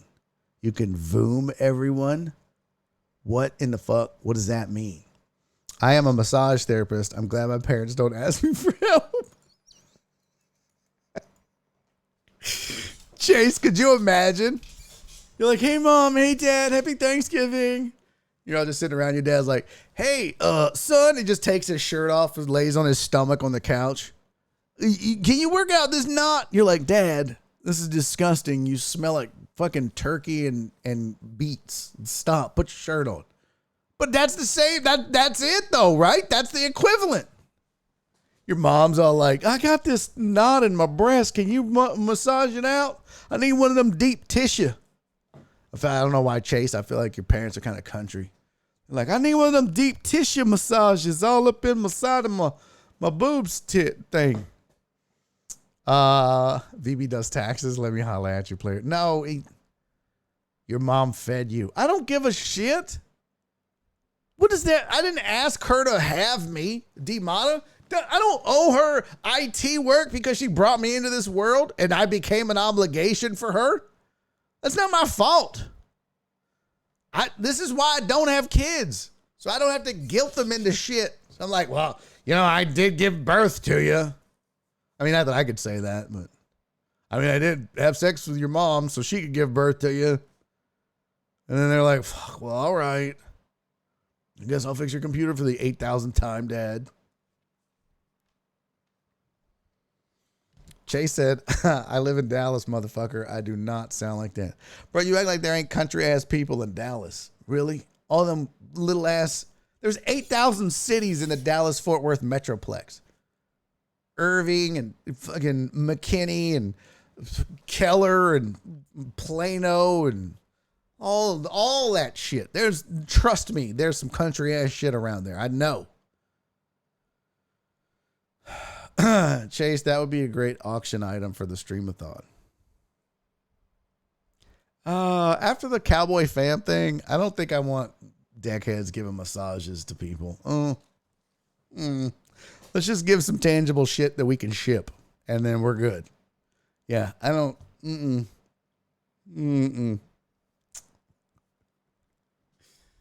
Oh, no. No, we don't want to rub and tug, Chase. Jesus. Good Lord. All right, let's talk some NFL. Let's see here. Got all that. Oh, I do have for you the injury report update for the week. Dak is questionable for week 7, but probably going to play, especially now that Cooper Rush threw 8,000 interceptions and they lost to a division rival in the Eagles, and it just didn't look good. Didn't look good. So Dak says he's probably going to return for Detroit. Carson Wentz fractured the right fourth finger on his, well, I guess his right hand. His ring finger? Is the fourth finger the pinky? Do you start with thumb? So that's 1, 2, 3, 4? Or do you go 1, 2, 3, 4? Is the thumb a finger? Is a hot dog a sandwich? Well, whatever. I think it's the ring finger. But if it's on his right hand, it's I think technically that's still the ring finger.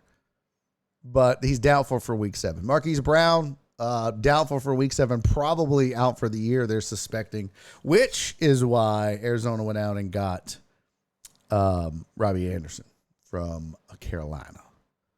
So there's that. Kenny Pickett suffered a concussion. Just when the kid gets a shot, Pittsburgh still wins. We'll go through it. But Kenny Pickett with a concussion, so he's questionable for week 7 and day-to-day. Jonathan Taylor has an ankle sprain, also day-to-day and questionable for week 7. DeAndre Swift, a lot of people interested in him for fantasy purposes. Left shoulder, left ankle sprain. He is day-to-day, but probable for week 7, as is Tua Tagovailoa. Finally, Tua has come back to the Dolphins. He's been in concussion protocol day-to-day, but probable now for week 7, which if you think about it, the fact that he returned that early after the first one just lets you know they really fucked up bad. And they really overcorrected. Like really, really, really overcorrected. And also don't forget, who's calling me? Oh, Rich. Don't forget here in a couple of minutes, Aaron Raybould going to be joining me on the show. Really big show. We're going to be talking something very specific that went down on Twitter. And I will redo the conversation when Aaron joins. And it occurred to me at the game. That's when it popped up, and then Aaron chimed in, and I was like, oh, okay. We'll come on the show. Let's have a debate about it. This will be a fun topic. So, Aaron Raybould going to join. Oh, I got to find it. Hold on. Damn it. Oh, my God. I hate Twitter sometimes. Nope. Fuck.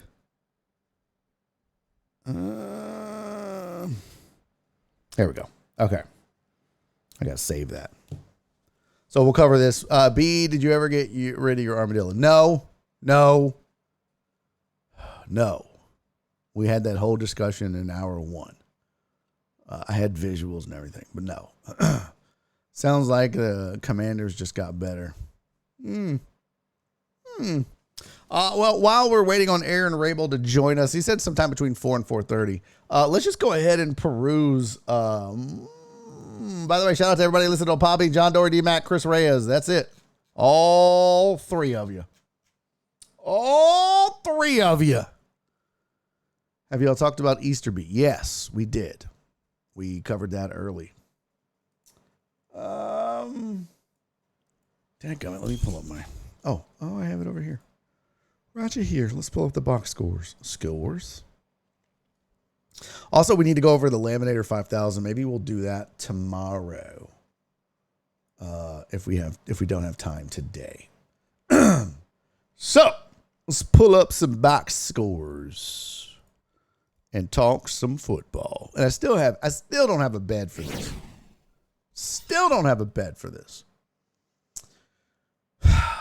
First, somehow, I know deep down, I still love you. Still the greatest thing ever. Rhea said, save the bean. Well, I mean, it is going away. How are the Falcons 3-3? Can someone explain to me how the Atlanta freaking Falcons? There you go, Jim. Thank you for the sub, buddy.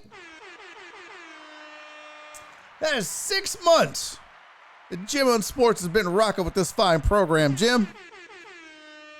I appreciate you, buddy. Thank you for that. Thank you for the sub. He said, what's up, Barry? What's up, Deckheads? Jim, man, how is the show going, man? How is your stream been? I hope well. I hope it has been going good.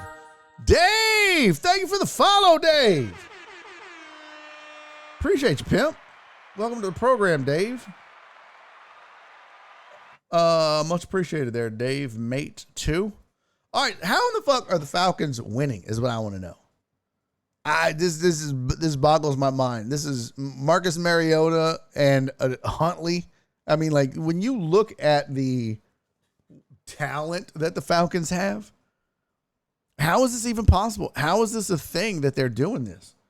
But they are. And they are now 3-3, and they shouldn't be, but they are 3-3. They beat the Niners. That defense, really? 4 touchdowns. Marcus Mariota had 2 touchdowns. I mean, he 129 total yards, 13 of 14. Very efficient. Dude threw 14 passes, completed 13 of them. 2 of those were for touchdowns. All told, 129 yards. Now, tons of rushing yards, 168 yards rushing. I admit I didn't watch the Falcons game because I don't give a shit. Aaron said they should be 6-0. They play really good football. I didn't really see this coming. Nobody did. Should they really be 6-0? Oh, wow. Lose to the Saints by 1. Lose by 4 to the Rams. Okay. And we're in it with Tampa Bay. Let's see. What was this? Man, they put up 15. I mean, that's all 15. Kind of feel like Tampa Bay maybe let off the gas there. So I'll tell you what. I won't necessarily give you a 6-0, but we'll say for sure they should have been at least 5-1. Which is crazy, man. Good for you, man. Good for the Falcons. I ain't hating. Garoppolo, 41 passes, completes 30 of them. Almost 300 yards, 2 touchdowns, has the 2 interceptions, man, and just no run game. Absolutely no run game. I hear the beeps going off. It sounds like we have an Aaron Raybould in our midst. Falcons moved to 3-3. Niners dropped to 3-3. Defense gives up 4 touchdowns to the Falcons. How is that even possible? All right, we're going to put this on hold. We're going to continue with this after we spend some time with Aaron Raybould, but I do want to talk to him. Jim on Sports says, stream been good. Actually got a couple days. Actually cut a couple days, but the numbers are getting better.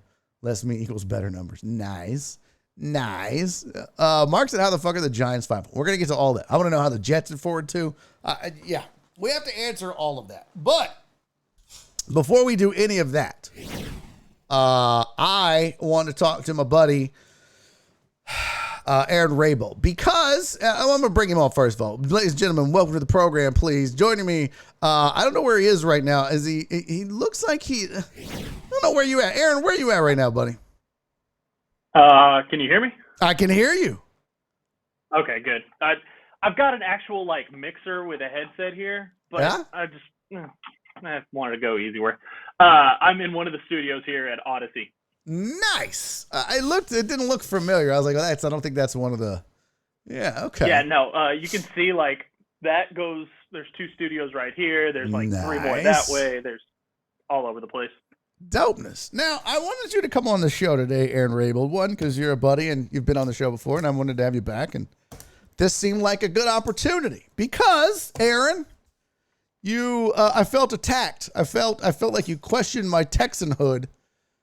On Thursday of last week, when I was at the Astros game, as you know, as everybody that lives in Houston and goes to an Astros game knows, in the 7th inning, they play Take Me Out to the Ball Game. And then they play, what is it? The Eyes of Texas? No. Deep in the Heart of Texas. Yeah, Deep in the Heart of Texas.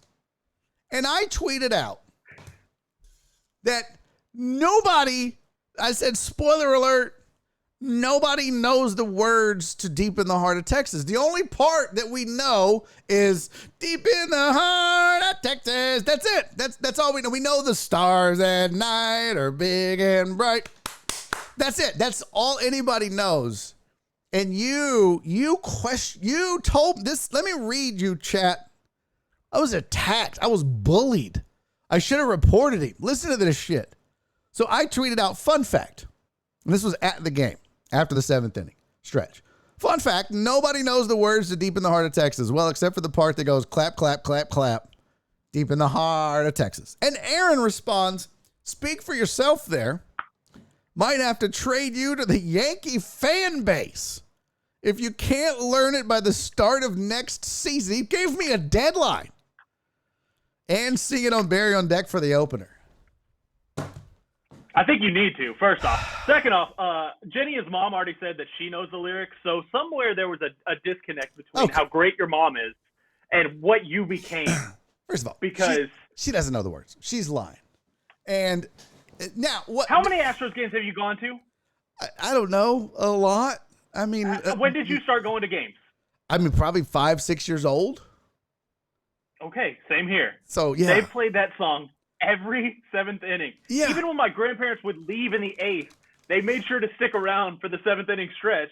And those words get drilled in your brain, not only in elementary school, but at Astros games.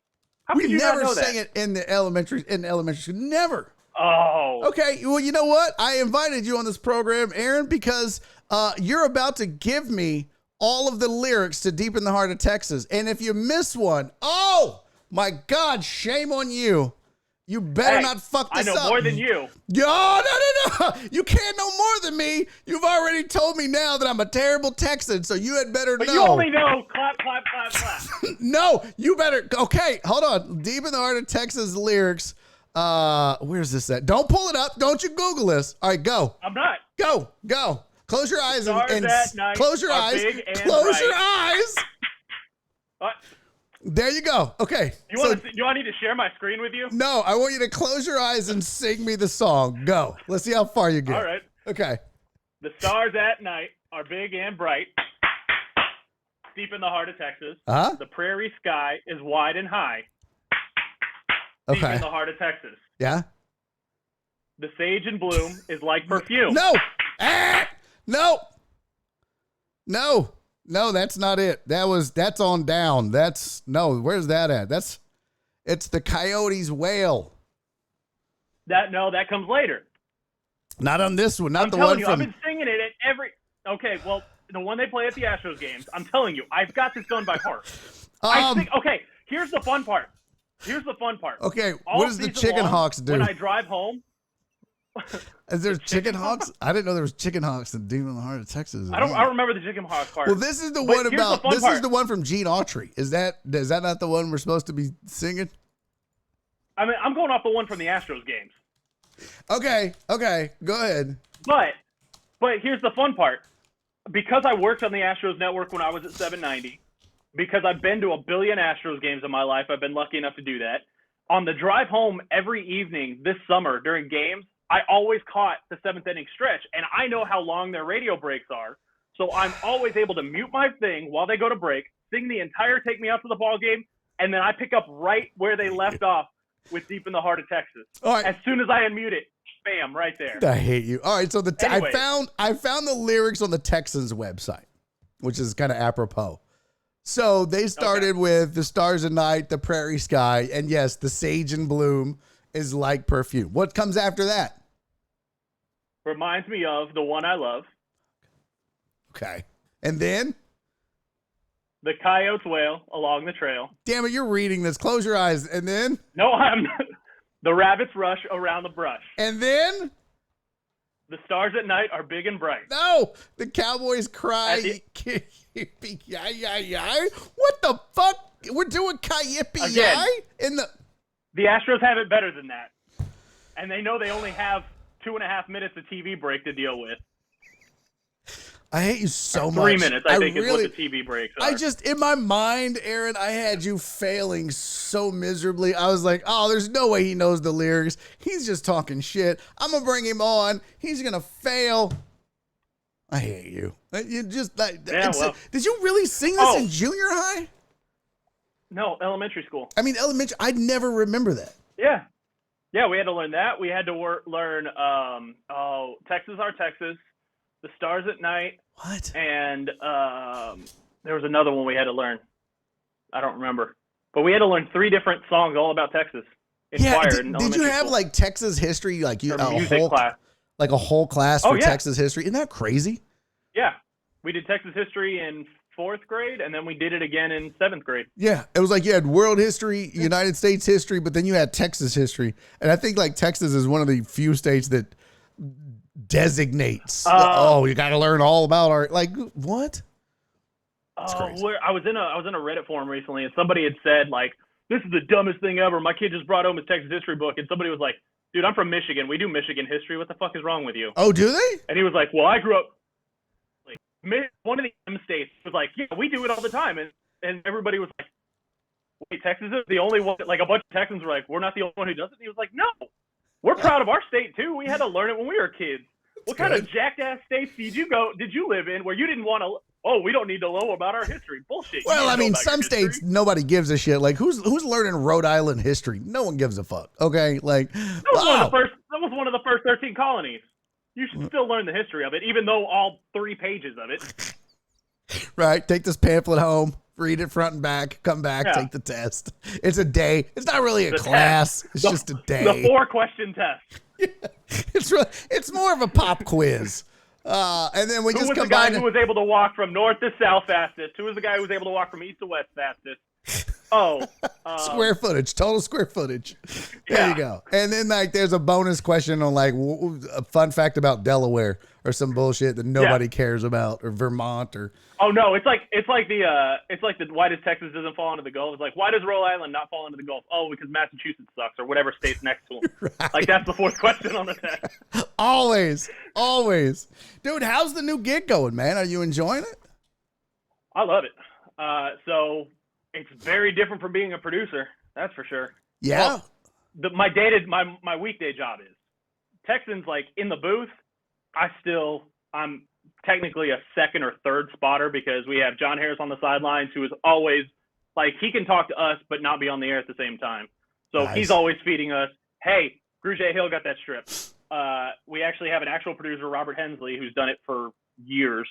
What News Radio 740 forever? Yeah.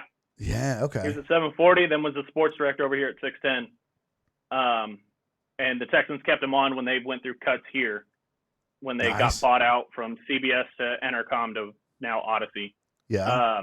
So it's Mark, John, Robert, Dre. I sit behind them on like a elevated platform, depending on what the stadium is, and then John's on the sideline. But I still am keeping it because I'm engaged with the game. I did this, I did the whole sports radio thing for 8 years. I know the game, and I know the game pretty damn well. So I'm able to keep an eye on stuff. And or I'm always the one going, hey, by the way, 8 just went to the medical tent. Nice. Oh, hey, by the way, another guy's hitting it. And because that's the thing, is that when you're doing play-by-play, you're not always looking, and it always, like, say the defense comes off for about 5 minutes, and then they finally convince him, like, dude, just go into the tent and get it checked out. And then he walks in, and then you go, hey, by the way, dude had a little hitch in his giddy up getting to the medical tent. Just keep an eye on that, because if we don't see him in the second half, that's why. Nice. So, that part's kind of the same of, trying to make sure that the guys on air have as much information as possible. Right. But like when I got laid off at ESPN, I had a couple people reach out to me and like, well, do you want to go to this station? You want to go to that? I was like, I'm done being a producer. I'm done waking up at 2:45. I'm done giving. And honestly, it was kind of, cocky at my point, but I was like, I'm done being behind the microphone where everybody else gets the credit for me saying stuff into their ears and just saying it on the air. Like if somebody's going to hire me to work sports radio, I'm going to have a microphone in front of my face. Screw this. Good for you. No, good for you. And that's a lot of producers, man. What I learned from the business is the worst thing you can do is try to get into the business if you're wanting to be on mic, if you're wanting to be an on-air personality.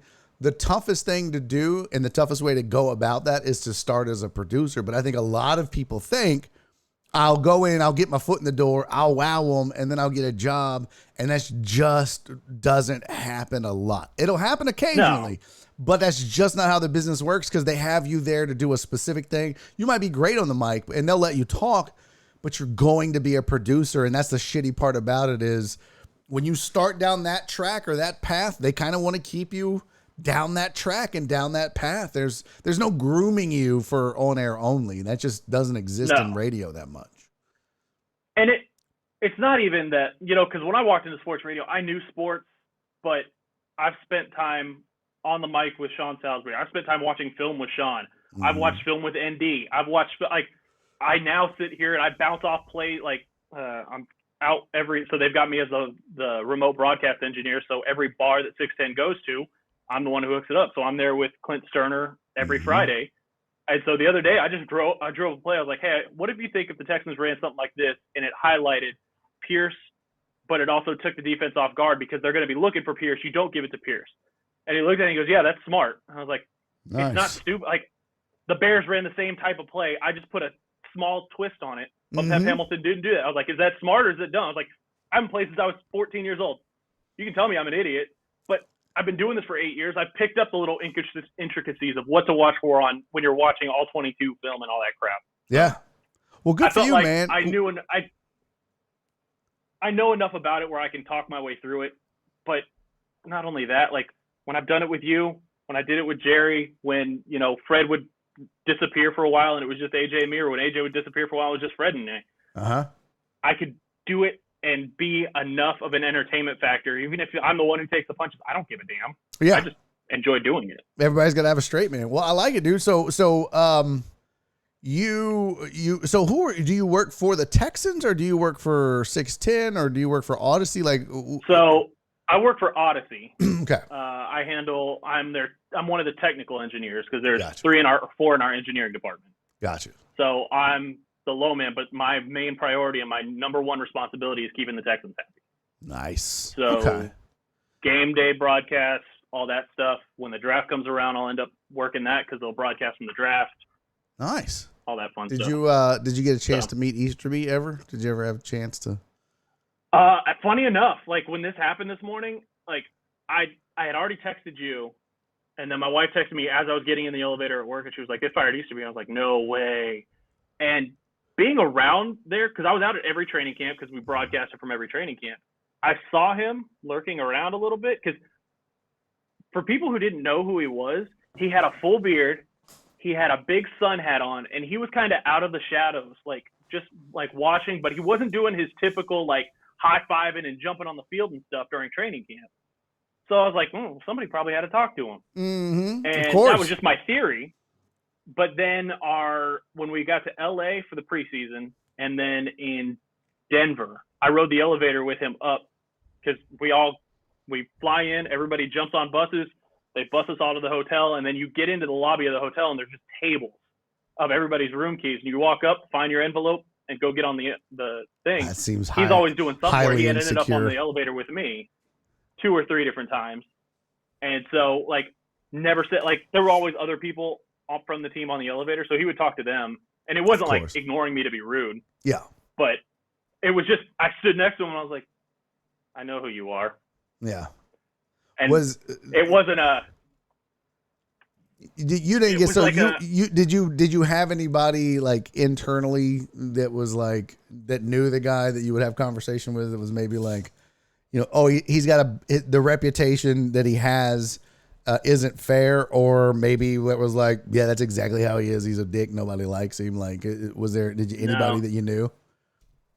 That was, I never really cared enough to ask about him, because as long as he was out of the way and he was like not Mr. Social Media anymore and not Mr. Jumping on the field, and he wasn't on the field during games during preseason. So the fact that he was out of the way, I was like, dude, he's out of sight, out of mind. Mm-hmm. They're paying him to do whatever. That's fine. As long as it doesn't look like he is orchestrating things from behind and he's not trying to puppeteer Nick, mm-hmm. which I don't know enough of the relationship anyways. Yeah, but I from tend an outside, like, there's plenty of guys in sports radio who don't have that inside track at the Texans. And so I had the same view as them. I was like, if nobody's making noise about him, I don't care. Just, I don't want to hear about him. I don't want to hear from him. Right. Whatever. So I never thought to ask, because I wasn't worried about it. I was like, okay, and how much are they going to tell me? Because they also have to be in the same building as him, and he's already stabbed how many people in the back on his way climbing? Do you think he wouldn't stab down too if he hurt somebody? Yeah, no shit, right? Well, I think that it was a long time coming, and the people that I knew internally and people that I knew that had sources internally, both on the team and in the front office, I never was told anything good. You know what I mean? Like, I was never given any information that would be like, oh, well, maybe I should question my hatred for this man. I mean, I've literally made shirts that say "Fire Easterby" on them. Like, I hated this one. I mean, that dude would show up to every freaking game. He went on the road with a flag. Like, yeah, there's no reason. Like, it's just like, I don't know. So it's good to see him gone, and hopefully, I think somebody in the chat, Potch, said, or who was it? Somebody said Devere Posey was like, oh well, watch, they'll improve now, because he was literally one of the main reasons why they started being so bad, was because of that dude. So I was like, oh, that'll be interesting. Let's see. Yeah. Several players apparently have come out and been like, good friggin' rid, like, former Texans players. Well, I mean, think about it. The funny thing is that, like, some of the guys who I saw comments from were guys who have been out of the league for like 4 years, so they're not going to gain anything from it anyways. No. Because somebody had commented, they're like, well, yeah, well, where's he playing now? It's like, no, the point is that he's not playing. He's not doing this to get back in the league. When you're removed from the league for 4 years, you understand your window's closed, guys. Exactly. If you're saying that stuff, it's not because you're going, oh, well, this is the reason you guys got rid of me. Can you bring me back? No, it's, man, I saw it from the beginning, but nobody trusts me kind of thing. It's like, yeah, now you're just telling the I don't know. truth. You're not lobbying. You're just telling the truth now. You ain't got to worry about coming back. So, well, I'm wish I highly had disappointed a fun that you. Easterby story, Yeah. but I don't. I mean, he wasn't ever mean to me. He wasn't like nice to me. Like we had literally 2 feet between us on an elevator, and that was about it. You just, and I saw him in the hallways walking around the stadium, and I would just go, "Hey, Jack." But I've done that with a lot of people. I've done that with Nick Casario. Like the day after I met him, I was like, "Hey, Nick," and he was like, "Is his face that big in person? He looks like he's got a huge face." No, like, well, he's actually a skinny dude. Huge. Is he? He's a skinny dude. Yeah, face looks humongous. He's skinny to me. He's probably actually like fit, but I'm big. Yeah. Well, I'm super disappointed that you knew the fucking lyrics to "Deep in the Heart of Texas." I was hoping you would have failed miserably. So. Well, I did my state proud, unlike you. So I think the Deckheads need to back me up on this. Opening day next year, you need to be. That's how you need to open the show, singing the entire song. That means I gotta learn it and like actually sing. Have you heard me sing, dude? Have you ever stepped on a cat? Have you ever stepped on a cat's tail or foot and listened to it scream? Yeah. That's what it sounds like when I sing. It's awful. I think it'd still be great. Awful. Okay, Mom, no, pipe down, Jenny. My mom's in the chat like, yes, no, pipe down, Jenny. I don't need your 2 cents on this. There might not even be a Barry on deck by next season. Dude, I appreciate this, man. I know you got to go. You know what? If you do it, I'll donate to a charity or something. Hey, now you're talking my language. Now you're talking my language. What is that? It's end of March, beginning of April. Trying to think, do we do anything around there? I don't think so. We'll figure it out, though. Hopefully you all forget this by then. So, hey, dude. I will say, because I was watching most of the show. The Nashville thing with the new stadium. I had read up on it earlier today. The deal when the Oilers signed the deal with Nashville that, hey, we're going to move the team there was a clause in that contract that said the city has to pay to upkeep and keep it, quote, state of the art. So, and it's just like the Harris County Sports Authority. They formed that and they were like, all right, cool. So they didn't. And so the, I guess, organization who's supposed to do it has been putting it off for 3 or 4 years, knowing that they were going to want a new stadium. So they haven't done any renovations. And apparently the cement pillars that hold the upper deck up are starting to like shimmy, and they need to be reinforced with steel before another season. This is what I read. Oh, shit. So the city went out and got a bid, and the Titans went out and got a bid, and it was going to cost $1.8 billion to reinforce all of the pillars with steel. What? And so then they looked at that, and they looked at the cost of a stadium and went, nah, stadium time. Plus, I know after talking to somebody in Nashville before, somebody in Nashville Sports Radio, the NFL is wanting you to have a damn you're going to host a Super Bowl from here on out, basically, unless you're Miami. And that's part of it. They want new stadiums and preferably domes if it's going to be cold during Super Bowl. And I get it. Denver apparently is on the list for a new one. That was part of the Waltons deal. That was what I heard from my Uber driver who drove a couple of the people brokering the deal like a month before we got there. It doesn't and he was like, dude, this is conjecture. He goes, but I had to drop that. He goes, I picked them up at the same hotel you guys were at. I dropped them off at the stadium. All I can tell you what I heard. I don't know if it's true or not, but apparently the Waltons own a plot of land out by the Denver airport that's right next to the Opryland or the Gaylord Hotel. And part of the deal with them signing with the NFL of like, hey, you're going to buy this. They said, we want a Super Bowl. They said, cool. Put a freaking roof on a stadium. They went, all right. Well, now they're talking about a new Soldier Field or the Bears getting a new stadium. So even that one's going. Oh, yeah, they're out of there. Well, homie, man, I appreciate it. This was dope. I know you said 4 to 4:30, and I'm going to try to get some NFL scores in before I wrap it up at 5, but I appreciate you popping in, dude. This was outstanding. Yeah, I appreciate it. Anytime. All right, keep killing it out there, man. All right, man. Hey, how can people follow you? Give them your socials. Give them your socials. Give them your socials. On Twitter, @Aaron is blitzed. Still? On what Instagram, in the fuck? Even though I don't. Yeah, because I drink a lot. Okay. I mean, right. I haven't Makes come up with a sense. better one. I haven't come up with a makes better sense. one yet. That's a good one. Like, so at Aaron is Blitz still, and I still kind of still hold on to that. Like, I still, in my garage, I have a book of notes of every set of show notes I ever took doing the Blitz. Really? And they're just sitting there, and I was like, this is all paper. I need to recycle it. But, like, every time I go to put it in the recycling bin, I'm like, but I have notes of, like, the stupid stuff we said. Like, I still have stupid stuff on a hard drive. Every stupid stuff I ever did and every one Jong ever did. And so, actually, I'm going to text them this week and go, hey, every Friday after football season, I'm going to release one just randomly. Nice. You should. As they go, and just let people relive it a little bit. Nostalgia. Nothing wrong with that. Yeah. All right, so at Aaron is Blitzed on Twitter. Are you active on the IGs, on Instagram? Not really. Okay, yeah. No, I use it to watch comedians. There you go. I need to their post. bits. Speaking of, I need to post some shit. All right. Hey, I appreciate you, homie. Yeah. Thank you, man. All right, man. We'll catch up next time. See you, dickhead. All right, ladies and gentlemen, that is Aaron Raybould at Aaron is Blitzed on the Twitters. Always good to get some insight, man. He's killing it out there in the biz.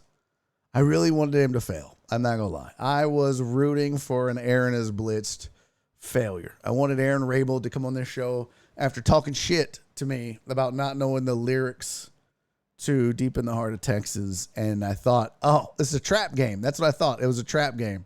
I was like, I'm gonna bring him on. And I'm going to put him on the spot, and he's going to be like, I don't know the lyrics. And I'm going to be like, aha, I knew it. And then he nailed it. He nailed it. He knew all the lyrics. But I pulled up some Gene Autry shit. I don't know what that was. It was weird. Dre's got 5 on it for the singing. I hate you. He is good people. What's up, Joe, bro? He is good people. Aaron is really good people. And, you know, you talk about behind the scenes. Here's something that Aaron Raybould will never get credit for. But, like, I think I mentioned this once, and I don't think he would mind me telling you guys now. But when I got let go from ESPN Radio here in Houston back in 2020, I started this show the following week. I was informed on a Monday. My last show was on a Wednesday. And Barry on Deck started the following Monday. Now, before that, Aaron was the producer of the Drive Time show, The Blitz. Myself and Joel Blank co-hosted The Usual Suspects. Our producer was Nick Sharara. But Aaron had this daily rundown that he would put together. And he had started doing it on the morning show, and then he did it for The Blitz.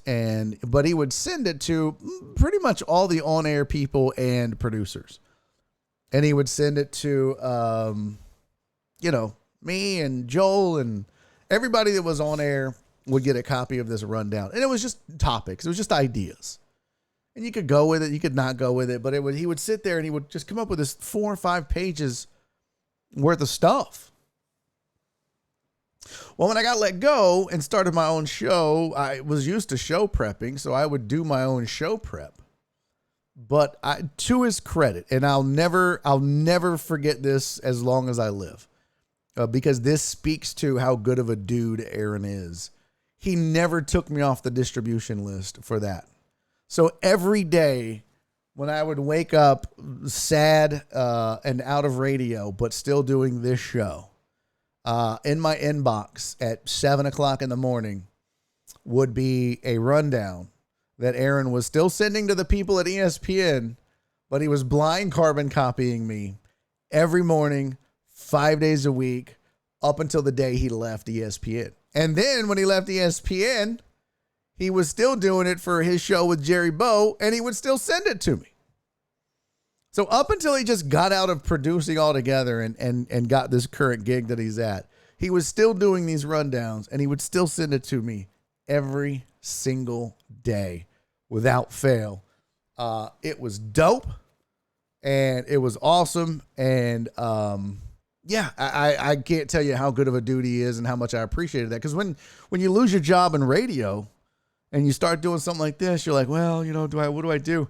And everyone's going to forget about me. And some people do and some people don't. And Aaron was one of those dudes that never let me just go. I mean, I would always get an email from him. It was pretty badass. And like I said, there's some things that happen to you in life that people do for you that may not seem like a big deal to them, but means the world to you. And that was one of those things for me. Aaron doing that for me just absolutely meant the world to me. He was just, it was almost like he was like, no, you're not forgotten, at least with him. So yeah, it was absolutely amazing. And Cece said that's why he got blessed with this great gig. Yeah, because good shit happens to good people. Hey, what's up, Lordy? Lordy said sports makes no sense right now. What? The Giants? The Eagles? The Jets? The Falcons are 3-3? What do you mean sports? The Dodgers got bounced? Atlanta got bounced? What do you mean? It really doesn't make any sense. Trey said, great behind the scenes story. Yeah, 100%, right? I like sharing stuff like that. And now I can share more of that shit the further we get away from it. Hey, Mitch Madness said, let's go Jets. Jets, Jets. Sorry, I got to unbutton my pants. I had leftovers before the show started, and my pants are they're cutting off the circulation in my gut. Let's get back to these scores. Let's get back to NFL Week 6, because we started talking about it, and then it was time to get Aaron on the show, and I didn't want to miss that. But I agree with you, Lordy. What the fuck is that? That's not what I wanted. Get out of here. Scram, beat it, kid. I wanted the box scores. There's no reason the Falcons should be 3-3. That's a terrible football team. So we thought. I mean, they're okay. How can a Marcus Mariota team beat that defense? I don't know. The Patriots. Don't look now, but Bill Belichick is pissed off. The Browns scored 15 points. I don't know what's more amazing. Not that the Patriots are 3-3. That's not. No one. Okay. But the fact is, I don't even know how to pronounce this dude's name. Zapey. I don't know. Who the fuck? Who is this? Who?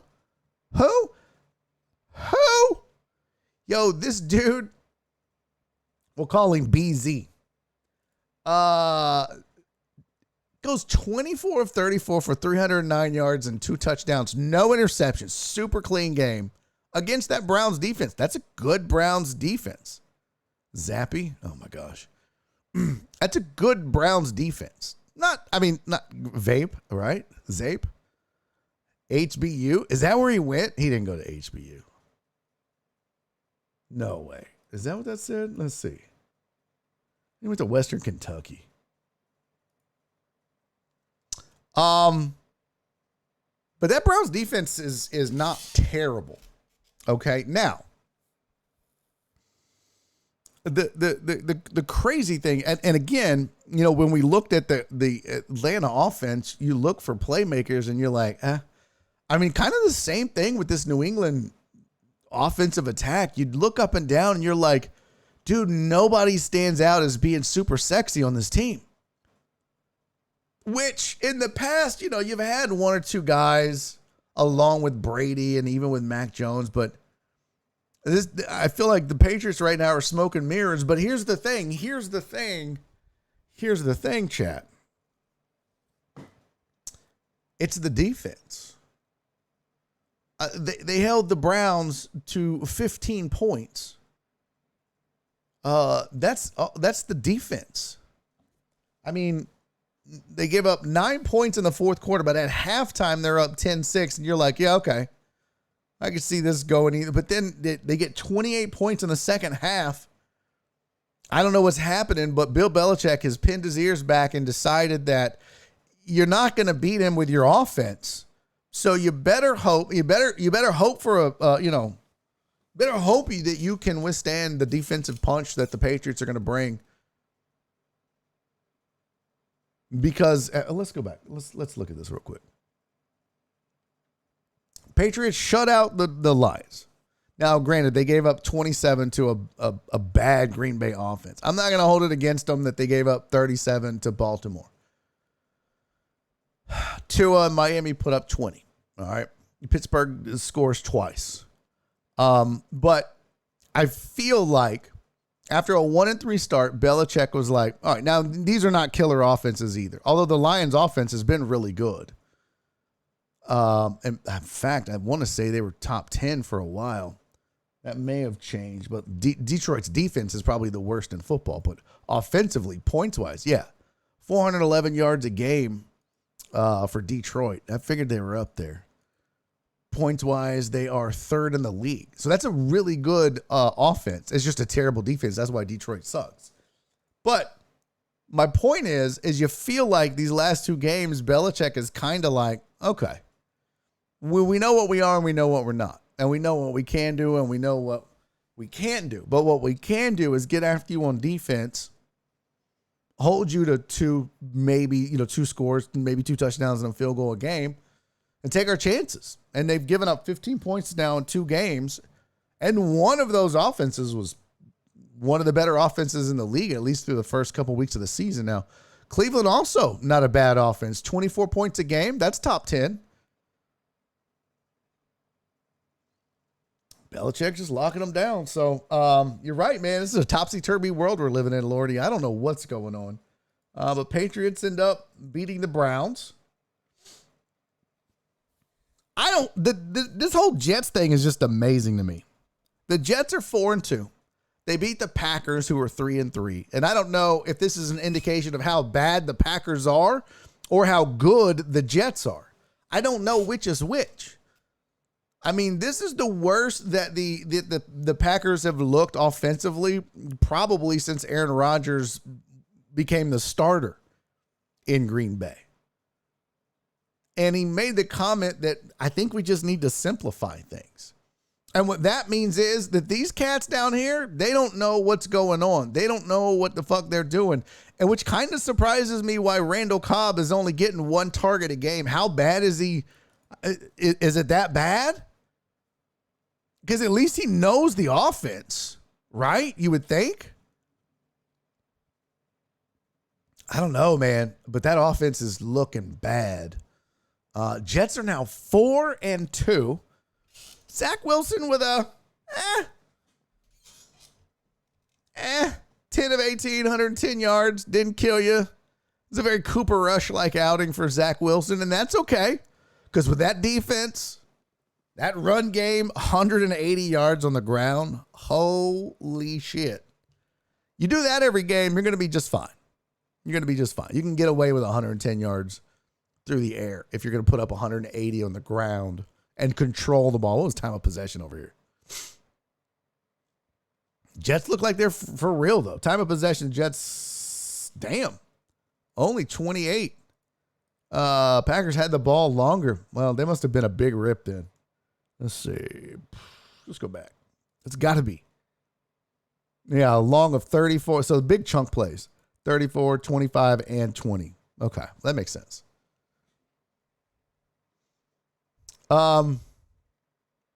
Barry, did you see Breece Hall running around with a cheese head on after the game? Oh, dude.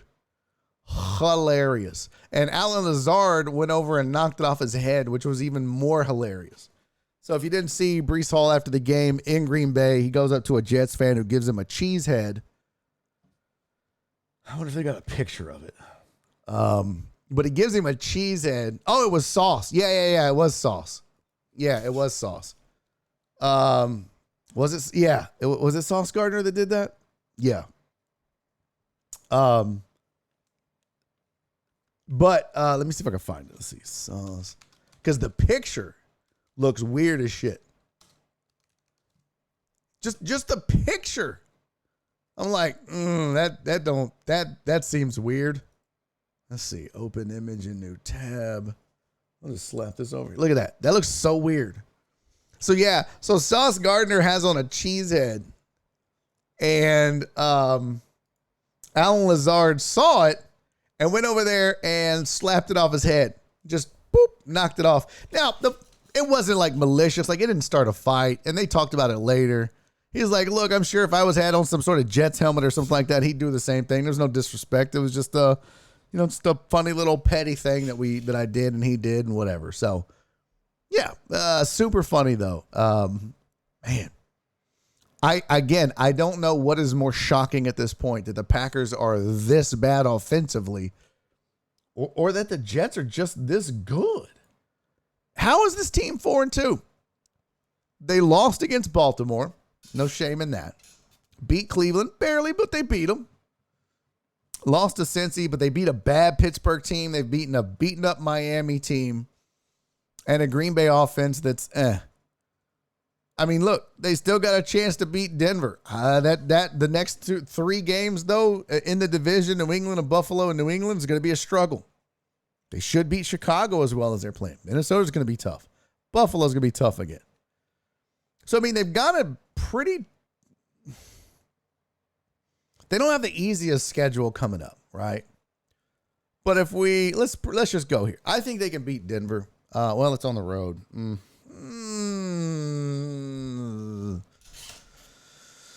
I don't know. If I had to predict right now, I'd probably just they're starting to click. Yeah, shock the world though. It really is.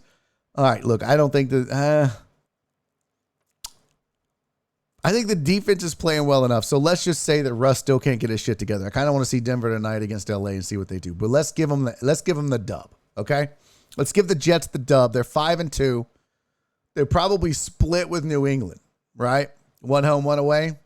So that makes them 6-3. They're probably going to lose to Buffalo. That makes them 6-4. Beat Chicago 7-4. Lose to Minnie. That's 7-5. Probably lose to Buffalo again. That's 7-6. They should be able to beat Detroit. Although I don't know if they can hang with them offensively, but defensively they'll be fine. So let's give them a dub against Detroit. It's 8-6. Jacksonville, I think, petered out. We'll call that 9-6 because they're good. Seattle is weird, but beatable. So 10-6 going into the final game if Miami's healthy. Ooh. Set up for a little showdown there. It's on the road, too. They already dropped one at home against Miami, right? Oh, no, they beat Miami at home. So this is a team, theoretically, that could finish 10-7, 11-6. The Jets, 10 wins, 11 wins. Actually feasible. This is not crazy talk. I mean, I'm not crazy for saying this. It's pretty amazing if you ask me. Pretty amazing. I'm just waiting to see the Jets shock the world and beat New England or a Buffalo team. Look, it's the way this year has gone. That's not super crazy either. That's not the most ridiculous thing in the world to think that they could do that. Not by a long shot. So Jets beat the Packers. Colts and Jags have a shootout. And again, this goes back to a conversation we had earlier about Thursday Night Football. Look how bad the Colts looked on Thursday Night Football. Then they go out and roll up 34 on full rest. I'm telling you, there's something to that short rest bullshit. But Colts beat the Jags, division game at home, take care of business. Colts are now 3-2. They barely ran the ball. In fact, I think in the second half, they were just like, fuck it. They just started airing it out. Matty Ice, 58 attempts. He threw the ball almost 60 times. 389 yards passing, 42 of 58, 3 touchdowns, no interceptions, an 82 QBR. They had 45 yards on the ground. They didn't give a shit about running the ball. It was insane. One of two things happened in this game. All right. One of two things happened. Either they felt specifically that they could exploit the secondary of the Jags and were like, let's just do it. Or they felt like they were sputtering and decided, you know what? We're 2-1. We've looked terrible. Fuck it. Let's just air it out. Matt, what do you want to do? I want to throw the ball, bro. Let's just throw the ball. Just throw the rock around the yard. Let's go. All right, let's air it out. Let's do it. And they committed to that, and Matty Ice has turned it around. I don't know. It's the only thing I can think of. But we'll see. There's very Jekyll and Hyde. A lot of these teams are, though. A lot of these teams are very Jekyll and Hyde right now. Vikings beat the Dolphins 24-16. Vikings still rolling. They are a quiet 5-1. Very quiet 5-1. Kirk Cousins has a very pedestrian day, 20 of 30, 175 yards, 2 touchdowns. That's nice. Dalvin Cook broke a big one there, that 53-yarder. You probably saw highlights of it. Justin Jefferson kind of getting back on track. He had one bad outing on prime time, but seems to be turning it around again. So Don't look now. Minnesota in the driver's seat of that division. And the poor Dolphins. Jesus. Can this team catch a break? I'm not even a Dolphins fan. But for the love of everything holy, right? So you can see that Bridgewater had to finish the game. They go into it with Skylar Thompson getting his first start. Excuse me. Skylar Thompson gets his first start and then gets injured. Second quarter, I think. Goes out in the second quarter after taking a hit. Yeah, big. And here comes Teddy Bridgewater. And to his, Mike McDaniel said, listen, we've got to stop saying that quarterback play is an excuse. Actually, Mike, it's probably the best excuse. It's probably the only excuse that you have. Otherwise, yeah, you just play better, right? But this is such a quarterback-dependent league. You had captured lightning in a bottle with Tua. You thought, well, maybe Teddy can hold it down, but then, concussions with him and Thompson getting injured. It's just this been one thing after another. And Tyreek Hill had gotten hurt and was out for a while, or was going to miss some time, but he's okay. But you just, man, they got to figure it out because you can't, people are going to get injured. So Waddle got hurt, I believe, too. Wasn't that on the injury report? Oh, I didn't add it, but he was on the injury list too. So poor Dolphins. And Trey, bless his heart, if you'll recall, Trey Tutson and I had a bet on the Dolphins. And we didn't even say what it would be about, but he said the Dolphins would, I don't know, be like 4-2 or something like that. And they weren't, and they won't be. But I was like, bro, I'm not gonna. He goes, so, just go easy on me. Whatever it is you choose, just go easy on me because I'm not gonna win the bet you won. And I'm like, well, okay, so you're punished. You have to marry a white woman. That's the punishment. You have to marry a white woman, Trey. And he was like, ugh, give me 3 years. But I said, no, dude, I'm not gonna hold you to that bet. Not with all those injuries. Fully healthy with Tua and stuff. Let's see. Fair's fair. Bet's off. With those injuries, come on. That's not even fair. I wouldn't do that to him. So when is the Trey show again? Last Wednesday of the month. I don't know when that is, but whatever the last Wednesday of the month is. So yeah, Dolphins reeling, just one injury after another. Saints and Bengals. Bengals end up winning that 30-26. Bro.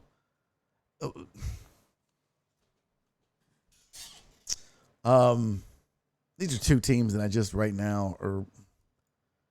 I honestly, I'm just not even watching a lot. But the Saints, I know you can talk to anybody in the chat. Got a real problem defensively, for sure. Got a real problem defensively. And I don't know what to make of the Bengals. I mean, Joey Burrow does his thing, 28-37, 300 yards, 3 touchdowns, but Bengals should be better than 3-3. And I think the Saints are probably about where I expect them to be right now, at least at 2-4. They show up and have a good game, and then they don't. Now, I mean, look, the Bengals are defending Super Bowl participant. They're not great this year, but I think that the big problem with the Saints is defensively. But I don't know. I mean, I could be wrong. Andy Dalton, and that's your guy. That kind of says a lot, anyways. If Andy Dalton is your guy, it kind of says a ton about where your franchise is right now. It just means you don't have your guy. You don't have your one, so you're getting by. And I think that's what the Saints are doing right now. Let's see, we've got time for. We got time for a few more. We're getting through it. Here's another one of those. What is going on with this team? How are the Giants 5-1? First of all, Lamar Jackson shit the bed. Jared! Thank you for the 100 bits, buddy. Appreciate you, famo. That was very kind of you. Lamar Jackson has some problems. Ravens turning the ball over was big part of the problem. But look, the Giants capitalized when they needed to. They still had some a rough go of it, a couple of trips down into the red zone. But when it mattered, they got the job done. And Saquon Barkley's looking really good. He's looking back and healthy. And Daniel Jones isn't killing this team. He's not going to set the world on fire. I don't think. I think, I'll say this. I am pleasantly surprised at what I see from Daniel Jones because before the season started, I would have lumped Daniel Jones in there with Trey Lance and Justin Fields and Tua and a few other quarterbacks where it's like, look, this is what you're going to get. I mean, these are just younger versions of guys like Andy Dalton and, I won't even say Matt Ryan because he went to the Super Bowl, but guys that, show well statistically, but just end up something about them. They just don't get the job done, and they're prone to bad seasons and bad weeks or stretches of bad games. But right now, look, if there's ever a candidate for someone that could shit the bed and go 1-5 after starting the season 5-1, it's the Giants, right? It's the Jets. But right now, just face value, 5-1. And that's an honest win. I mean, let's look at their schedule. Is this an honest 5-1? They beat Tennessee. They beat Carolina. Yes. I mean, okay. They lost to Dallas at home. That sucks. They beat a bad Bears team. They beat a suspect Green Bay team. And they have beaten a good Baltimore team at home. Now, they've only played one road game. That's crazy. That's crazy. I didn't realize that. They are 5-1. They've played one road game. They won it. They are 5-1 and played one road game, which, boy, means they got a lot of road games left. Maybe they do come back down to earth. Let's see who their road games at. Jacksonville, Seattle. Oh, they got a bye week in Houston at home and Detroit back to back. Jeez, look at that. Lucky. Giants about to be 9-1. Giants are about to fuck around and be 9-1 going into that Cowboys game. A revenge game. Yeah, Saquon Barkley's the man, for sure. No doubt about it. But the Giants are literally about to be 9-1 going into that Dallas game. then the meat of their division, play. They've got the Dallas, Washington, Philly, Washington. They'll probably split with some of those games. I don't know what they'll do against Philly. I mean, logic tells you right now Philly beats them both times, but the Giants are playing good enough. They might steal one at home. But if they're 9-1 and going into Dallas, let's say that they get Dallas. Excuse me. And then, so now they're 10-1. Let's say they just split with everybody in the division, right? So they're 10-1. They're going to be 10-2. They'll be 10-3. They'll be 11-3. They'll be 12-3. Then Minnesota and Indy, they'll probably split those. Giants could literally be 13-4. Holy shit. That's insane. Crazy talk. These responses to his tweet. Whose tweet? Easterby just tweeted he loves y'all. Oh, hell no. Oh, hell no. I can see 13-4. In that wild patch, the Giants could go 13-4 and not even make the playoffs. Because Dallas and Philly, what? They'd be third in the division. And this is the same division that we used to laugh at because they couldn't even put a playoff team that has a winning record up, it felt like. Flatline. What was that for, Jim? What do we flatline? Yeah, and they probably won't win the division. I know. I got to go see what Easterby's tweet is. Let's see. Jack Easterby, Twitter.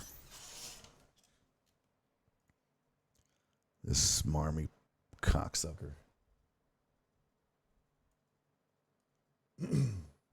Oh, let me put up a picture of my kids. My family and I are thankful for our time in Houston. We appreciate the opportunities the McNair family has provided us and wish the organization well moving forward. Fuck you! Yeah! Bye! Bye, bitch! Don't let the door hit you on the way out, Jack. Raggedy hoe. Hey, Jack, thanks for ruining our fucking franchise, Jack. Thanks, buddy. Appreciate you. Bye. Thanks for running an already suspect ass team into the ground. Character coach. Kiss my ass. I'm glad you don't have a job, and I would never tell anybody that except you, raggedy hoe. Christopher Mina said, great show. Let's go Jets. Jets, Jets, Jets, Jets. Respond to him, Barry. I'm about to. You know what? All right, let's craft a. You are a true OG. Oh, fuck you, PC load letter, you dumb bitch. Houston is not thankful for your time here, in case you're wondering. Nice. Thank you for ousting the sexual predator known as Deshaun Watson. Okay, he had nothing to do with that. Shut your bitch ass up. Boop. God bless and goodbye. Let's see what else we got. I'm here to tell you right now. We don't care. Bam! All right, that gets a like. Honestly, you were the downfall of this organization. See you, Jack. We're going to miss you, Jack. You did great things for the Texans, and it's a shame that a vocal minority of fans aren't able to see that. If it was up to the true fans like me, you'd have a job with the Texans forever. Shut the fuck up. Okay, see, this is why I can't. If you don't understand how this dumbass fucked up this team, you're not a true fan. You're a fucking idiot. This is why I'm not allowed to have Twitter, because I send shit like this. Yeah, I send. Oh, fuck off, Twitter. God damn it. Yeah, we're sending it anyways. Did we get this wrong? Hey, most people don't tweet stuff like this. Yeah, well, most people, they have a heart, have a conscience. Me, I do not tweet. Fuck off. Holy burner account, Batman. That's hilarious. What is this one? Get out. Okay. Oh, bam. Ever since Jack Easterby has walked into this organization, nothing good has happened. Uh-oh. You had to know this wouldn't go well. Bye, bye, bye, bye, bye. Oh, I love it. Splap. People are such assholes. It's so great. Thanks so much, Jack, for helping the Texans in 2019 and 2020 by ruining the best roster they had since 2011. Thank you for nothing. Oh my God, this is so great. This is making my whole day. Get out. Why wouldn't you even tweet? Go on, get. This liquid gold. Go on, get. Oh my God. You guys can't hear the audio. It's so great. Barry Love. God damn it, CC.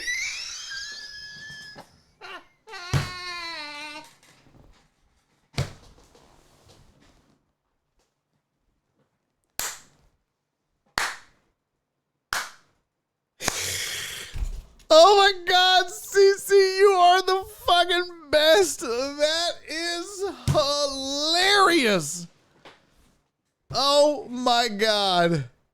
Oh my God. Oh, that's so great, CC. I was like, who the fuck? What Barry? What Barry? No, who liked this? Who liked this?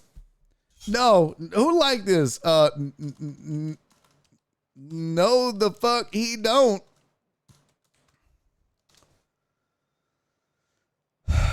God damn it, CC. That is the funniest shit. You are crazy. I'm over here pushing reply on the thing. That's not the window. Oh my God, I love you, CC. You are just unfucking believable. Barry's gonna be invited to Easterby's for dinner. Just leave. Love that. I got to just go and get. Thank you for getting rid of rapists. Okay. Easterby had nothing to do with that. My family and I are thankful for the McNair family decided to give that opportunity to someone else. Wishing nothing but the best for you and your family. Shut the fuck up, Christopher. Good riddance.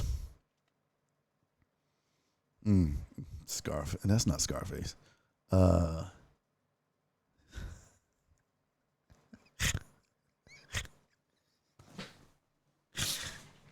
my God. I want so badly for you guys to have audio. He's fired. Get that son of a bitch up.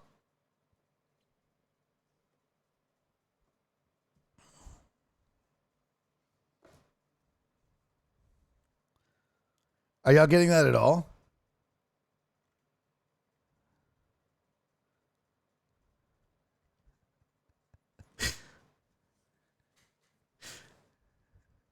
Can y'all hear that? Can y'all hear Trump? Ah, that's so great. I wish y'all could have heard Trump. He was like, get that son of a bitch off the field right now. He's fired. I don't wish ill will on anyone. I think you may be a very decent person. Shut up, Rob! You may be a very decent person, but ending up being a toxic entity in a franchise that was already struggling on so many levels. I wish you and your family the best of luck.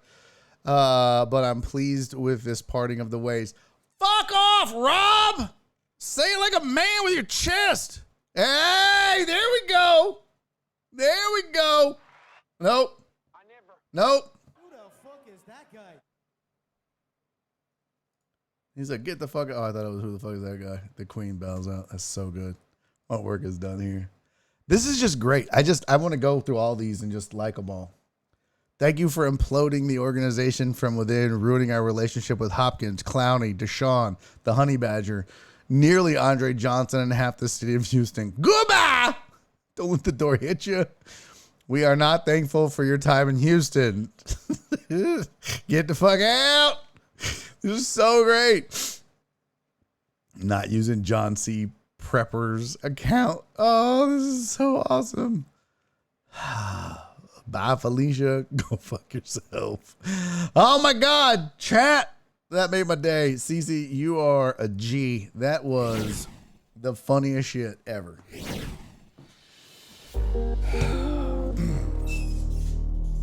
Oh, Marcus Camby, huh, Kareem? Nice. Angry said, I feel like Barry is passionate about this. I'm literally wearing a Fire Easterby shirt that I made fucking 3 years ago. I swore off the Texans until they fired 2 people. Bill O'Brien and Jack Easterby. I can finally come home.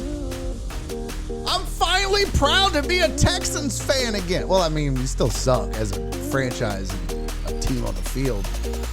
But I'm back, baby! Let's go, Texans! Oh, they did the little... I don't know. Like, I saw David Carter do that once. It was like, we're the Texans. I was like, that's kind of like when you make a rabbit and a shadow puppet. Okay, just do that. Fucking weirdo. Who's that shit? BLT Ajax said, are you ending your stream? Yes. I usually go from 2 a.m. to, 2 p.m. to 5 p.m. 3-hour show. But I appreciate you stopping by, BLT. Is it BLT or BIT? I can't tell. Come back tomorrow. We do it again. We're going to go through the rest of the games. We're going to talk some NCAA football. Catch up on what transpired. We got to talk Bama, Tennessee. We got to talk the shakeup in the AP poll. Finish up these NFL games. We'll recap Monday Night Football. Kareem said, go Tribe. Hell yeah, go Tribe. And we got to talk baseball. We still got a lot to make up for. A lot of sports to go. So come back tomorrow, 2 p.m. Okay, 2:05, 7, 8 p.m. 2:07. To be here by 2:10. All right, guys. Thanks for hanging out with me. Good start to the week. Thank you guys so much. Thank you to my guest, Jenny's mom, and Aaron Raybould for coming in and proving that he actually does know the words to Deep in the Heart of Texas. It pissed me off. Oh, shut up, Jared. 2:13 and you're good, bitch. Reyes said 3 hours is not long enough. No, Reyes, this is no. I'm not. No. No. Podbean been dead. Bye, Podbean. All right, y'all. I appreciate you. Thank you for hanging out. Yeah. Thank you for the 100 bits, buddy. Guys, I will see y'all tomorrow. Thank you all for the bits. Thank you for the subs. Thank you for the follows. Thank you to my guests. Thank you for watching. I love you. I'll see you tomorrow. Do me 3 favors. Be safe.